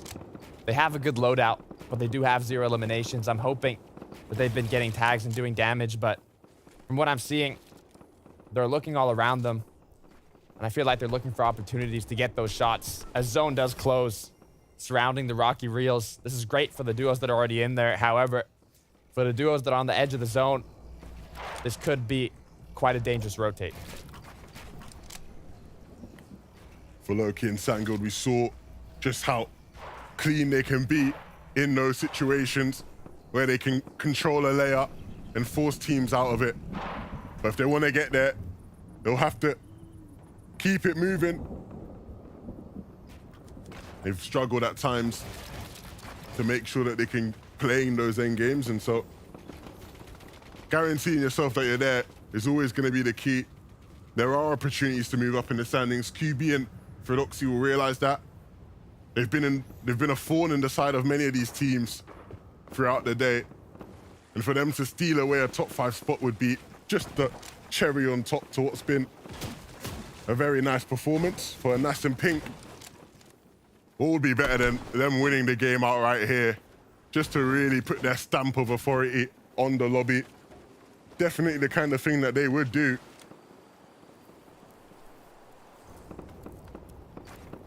As we get closer and closer to this end game, Levin, the nerves of these players, I'm sure, are getting higher and higher. But Kha'Zix, we're seeing a lot of beams now. These players are warmed up. They're feeling good, feeling ready. But what I see from Kha'Zix and 4ZR, it's no danger at all. 765 above the Storm Surge threshold. This duo has been able to do an incredible amount of damage. I believe in the previous game, they were over 1,000 above Storm Surge as the zones were moving. So you can tell that they're active. They're constantly looking for those tags, and that's exactly what you have to do. As on the contrary here, Pink and Anas, only 76 above. They did have that dangerous early game where they got knocked out at the start of the match last game. And now they've kind of used that to play a bit safer in this last match. But due to this, they haven't been able to secure as much damage. But with the great position they have, looking back at zone, all the duos rotating, it should open up an opportunity for them to get enough. Hydra and Belusi, a team who throughout the day have made their moments. They've not been gifted. They've very much grabbed at opportunities, taken the lobby by the scruff of the neck, and that's why they sit in 4th. If you give them the opportunity to play at their pace, on their layers, they do not disappoint. And they'll make cerebral decisions to get there every time. But in this final game, down below on Surge, they're now in an uncomfortable position. They're now playing with their backs against the wall. And so this could be the final test of their characters. With their shots having to land, the pressure is definitely rising. And I don't think they can handle it. Hydro is knocked. And up against O'Reilly and Reason, Belusi just has such a tough task. Hits a nice return shot onto Noah. That forces him backwards. And now trying to capitalize on Reason being caught asleep, and he will. And so can Belusi do the 2v1 here? This would be huge if he could. He's really done so well to take Reason out, but his HP is ticking. He needs to go to the safe zone. He has a grapple glove, but with such low HP, he barely survived, but he won't survive for much longer. Noah Riley was there ready and waiting, and so they fall at the last hurdle. Noah Riley took it personally and made sure it was his duty to close things out. Gonna take the striker pump shotgun upgrade and put it to work. But that is so heartbreaking for that team. Hydro and Belusi to go down like that. So close, but so far. Going down in 4th place. We'll see if they get knocked out. Really depends on how their opponents play here. But now, Noah Riley, 1 elimination on the board after taking out his opponent there. Getting himself into zone, but just a second ago, there was pressure. An incredible amount of pressure being applied as Anas almost gets knocked down quickly to 14 HP. Is going to have to use those floppers. It's too dangerous to take a slow route, healing himself up. That was just 1 shot away from immense danger. But now, as first moving does appear on the northeast side, the players begin to consider their rotates. Will you follow an opponent's tarp? Will you have a grapple glove that you can use? It really just depends on your game plan and your loadout. For Pink and Anas, just like any story in life, you'll have your ups and downs, and maybe Anas getting tagged like that was a down, but I see a potential major up for them if they can find some sort of damage, some sort of a refresh. For the rest of the teams in the lobby, really trying to make use of what this last game is, a lifeline, an opportunity of some sort for anybody who's willing to take it. And maybe that isn't going to be Vadeal because he is so low. Dennis, though, will be the one to step up when it matters and pick up an elimination. And so, for the rest of this game, he'll have to try and do that again and again as a solo. The last match, the last opportunity for these players to qualify. Harder now continuing as a solo. He's on second height. He has to be careful from above. The shots right in, connect. But he does have that shield keg. He's going to pop it, try and recuperate a bit. The duo on the high ground, it's Kiro, it's Dirty. They have the grapple gloves. They're below Surge, but they have that positional advantage up on the high ground, taking shots, rating down. QB now picking up a 3rd. It's Noah Riley. That's 3 eliminations on the board for this duo. You can see how hard it is for them. They need to use a grapple glove to get back into the zone, and that is what they will do. Get towards the front side and look around. For Kiro and Journey, though, up on height, and it's not a position we've seen them in throughout the day. But they're going to try and make it work. Artur, though, needs to make being a solo work, and it's not going to. He will fall, and everything, like a domino effect, just tiles after tile, falling over each other. Lusher and the Freezy, they might be tripping up over each other. They're in such close quarters. They have no much breathing room, and they need to try and get in the zone.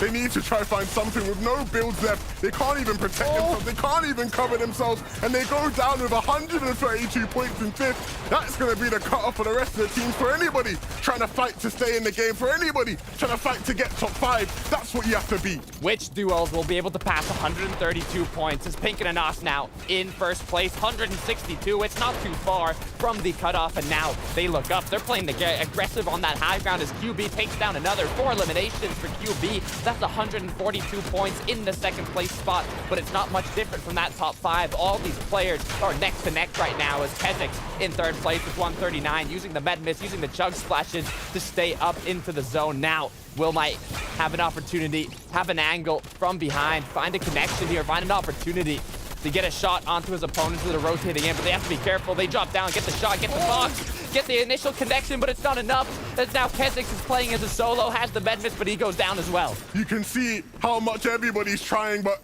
sometimes you give your all and it's not enough. But Kiro and Journey, they've just been able to sit up on height with no real issues, and they have their eyes set on Pink and Anas, but they don't realize that that's a team that has really done everything, but somebody's coming up for height. It was Pamnada, but he gets absolutely closed down by Kiro, and Kiro not losing focus, not losing composure. They stay up, they hold onto it, but they're running low on materials. They're gonna have to start dropping down, and for the teams who do drop down, you have to face up against QB and Fredoxy, and we know what these guys can be like a Hoover on the low ground, sweeping all the dirt up. That's what they will do. Fredoxy picks up another, and Anas is a solo, trying to run in the zone, but he doesn't have many friends here, needs to use the med miss just to stay in the game. First place versus second place here. It's QB and Fredoxy looking to take that first place. So taking a Nosh, goes in with the harpoon, hits the initial shot, and the Harpoon. Elimination now up to 6. His duo partner has gone down, though. There's 3 duos up. It's a Nos as a solo, and now Jordy and Kiro, they have the advantage. They have the high ground, but they're hungry for those eliminations. Gets the 18 tag right, goes into his opponent's box and secures the elimination alongside the victory royale. Jordy and Kiro to qualify and get top 5. They needed those eliminations, they needed those victory royales, and they got them in the final moment. To come down to it like that takes real class, and that is exactly what that duo is. How they managed to hold on, how they managed to stay cool to Carter. You can see here, if he misses this shot, if he doesn't connect, it could have went so badly, but it doesn't. Kiro and Jordy will be in the FNCS final, and what a dramatic way to do it. You saw it yourself, the jump from 7th place to 5th place. You saw how hungry that duo was for that last elimination, and it's because they knew they were on the borderline. They were on the cutoff to qualify. Levin, what a last game. Every time I think it can't get better, it just does. It never fails to disappoint. And I know for sure there is going to be plenty to look out for on the leaderboard. That last game was phenomenal to cut. It's been an absolute pleasure breaking it all down with you. But now we send it to the analyst, Zeke, Taco Reese, break it all down. This is why you can never count a duo out. You have to go into that final game at any point in Fortnite and say, what is going to happen? What duo is going to step up, manifest destiny in their very hands, and say, we were not nowhere near that top 10, but now we're going to jump up into top 5 in the final moments, and to have first place and second place go head to head, trying to swap. At that point, just trying to make a statement. Hey, we were first place going into that. Make sure we want to win it all. Absolutely, and here we go. The teams who have qualified, all top 5. Pink and Anas in first. I don't think any of us are surprised, really, based on the performance they had from game 1, winning that, of course, winning game number 3 as well. But Tricked and QB that we saw in that last moments there also moved up into second. They were 5th going into that game. Of course, Kez4ZR, Kiro and Jordy as well, who made it there. That victory royale not only put them up into 5th, actually 4th place overall. Hey, if you're going to pick a time to pop off best, that was their moment to shine, and they took full advantage of it. They knew exactly what kind of work, and it was a pretty tough battle. It was entirely uphill, but they still managed to make it happen. But QB for Doxy, now they were, I think, the epitome of consistent, and also rather impressed by the fact 29 total E-limbs. They actually had the most E-limbs out of everybody else on the top 5. Yeah, they're absolutely fragging out. Usually it's not that much more, I don't want to say an unknown team, because these two players are definitely not unknown on the EU region, but usually it's like a highlight name who frags out when it comes to the most amount of eliminations. These guys just played so good. They were one of the Grapple Glove teams, which, as we've kind of talked about throughout the day, haven't been as prominent in qualifier number 3 as they have been in other ones. But again, this just shows you that if you can manage to play it properly, you can get up into that second place, qualify through straight to finals. Almost felt like the grapple was primarily just being used as a harpoon of sorts, because I don't think we saw very many teams actually having a whole lot of success, if any. They were just getting slammed using that mobility. Yeah, and of course, you're talking about harpoon of use. There's the literal harpoon of use on the elimination down below to pick up what potentially would have been something that moved them up into second place. So using grapples as harpoons, using as harpoons as weapons, it doesn't even matter. We can't forget as well, Jordy, Kiro jumping up 9 places. 9 places outside of your top 10 to say we will make a qualifying run in one game, but not only just one game, the last game of qualifier number 3. My goodness, this is where we want to be. If we want to be better at Fortnite, we need to be watching this kind of play. And I think this sums up the day perfectly, with Kiro and Jordy taking height really early on in moving zones, just maintaining it all the way through and winning. You know, for me, when I look at a match like this, I'm like, could they do this in the finals lobby where you've got guys like Vino, Queasy in there as well? I'm not entirely sure, but they played the lobby perfectly. They understood who was in, what they needed to do in that final game. They needed to take height, and they needed to win. Backs against the wall, and they just chose to edit right on through. And I can't say it enough. I think that Jordy, they just had a phenomenal last game there to finish in that top 5. Absolutely. Right. Pink and Anas, though. Just say Pink and Anas. Yeah, Pink and Anas, you know. And once again, my bad, Pink and Anas. I did not mean to cast a curse you guys going to game 5. My bad on that. But my goodness, what an incredible qualifier number 3. Easily one of the best we've ever seen. I mean, how are you feeling overall after 6 games, 2 different duos showing up to make top 5? The shakeups, Mini. So many shakeups. I'm shell-shocked about what I've seen today and what all of us have seen today, what all of us have been able to break down. We've seen duos go for high ground. We've seen some crazy plays all around. And for me, the domination of Pink and Anas was really, really good to see. Of course, they went down a little bit earlier on in that 5th game. And it was one of those moments where you thought, oh no, this is a tough one for them. But they picked themselves back up. They dusted themselves off and they had a really, really solid game 6. This is one of the most intense qualifiers I've ever seen. From the 3-way tie in the top 10 to that last match where Jordi and Kiro were just 1 point off not qualifying, meaning that last elimination literally qualified them. I mean, it doesn't get more intense than that. Now, look, I'm ecstatic. I'm so happy for Pink and Anas. You know, a team that I've seen, you know, very close up, the hard work they put in the season.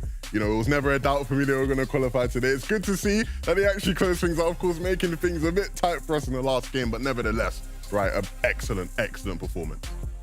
We already heard from you guys, so I'm just not going to let them talk. We don't want to hear what you have to say. We don't want to. Okay, we get it. All jokes aside, let's talk predictions. Okay, some of us did really well.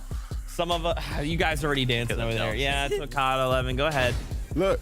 For some people, you just know what's going to happen. And this season, I always seem to know what's going to happen. 3 for 3. That's all I have to say. Doing a great job, but I literally pre-fired Pink and Anas, right? I put them as my prediction. I said they weren't even qualified. I was like, when they qualify, do Pink and Anas. And I mean, the outfit, it's not a coincidence. I can't be honest with this guy, man. I can't. I can confirm that your prediction went in incredibly earlier than probably should have been, but hey, you believed and you knew, and that's all that matters.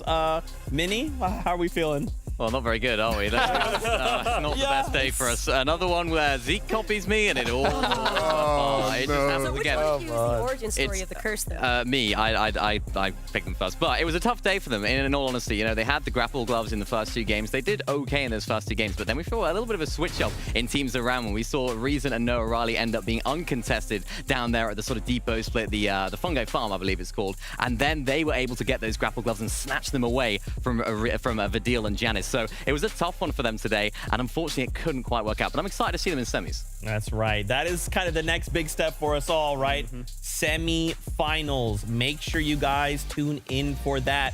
If your favorite duo didn't make top 5, you're probably going to be seeing them in semi-finals if they've done well. Are you liking what you're watching? NA East, not that far away. Another 6 games there. Don't forget, next week we are back.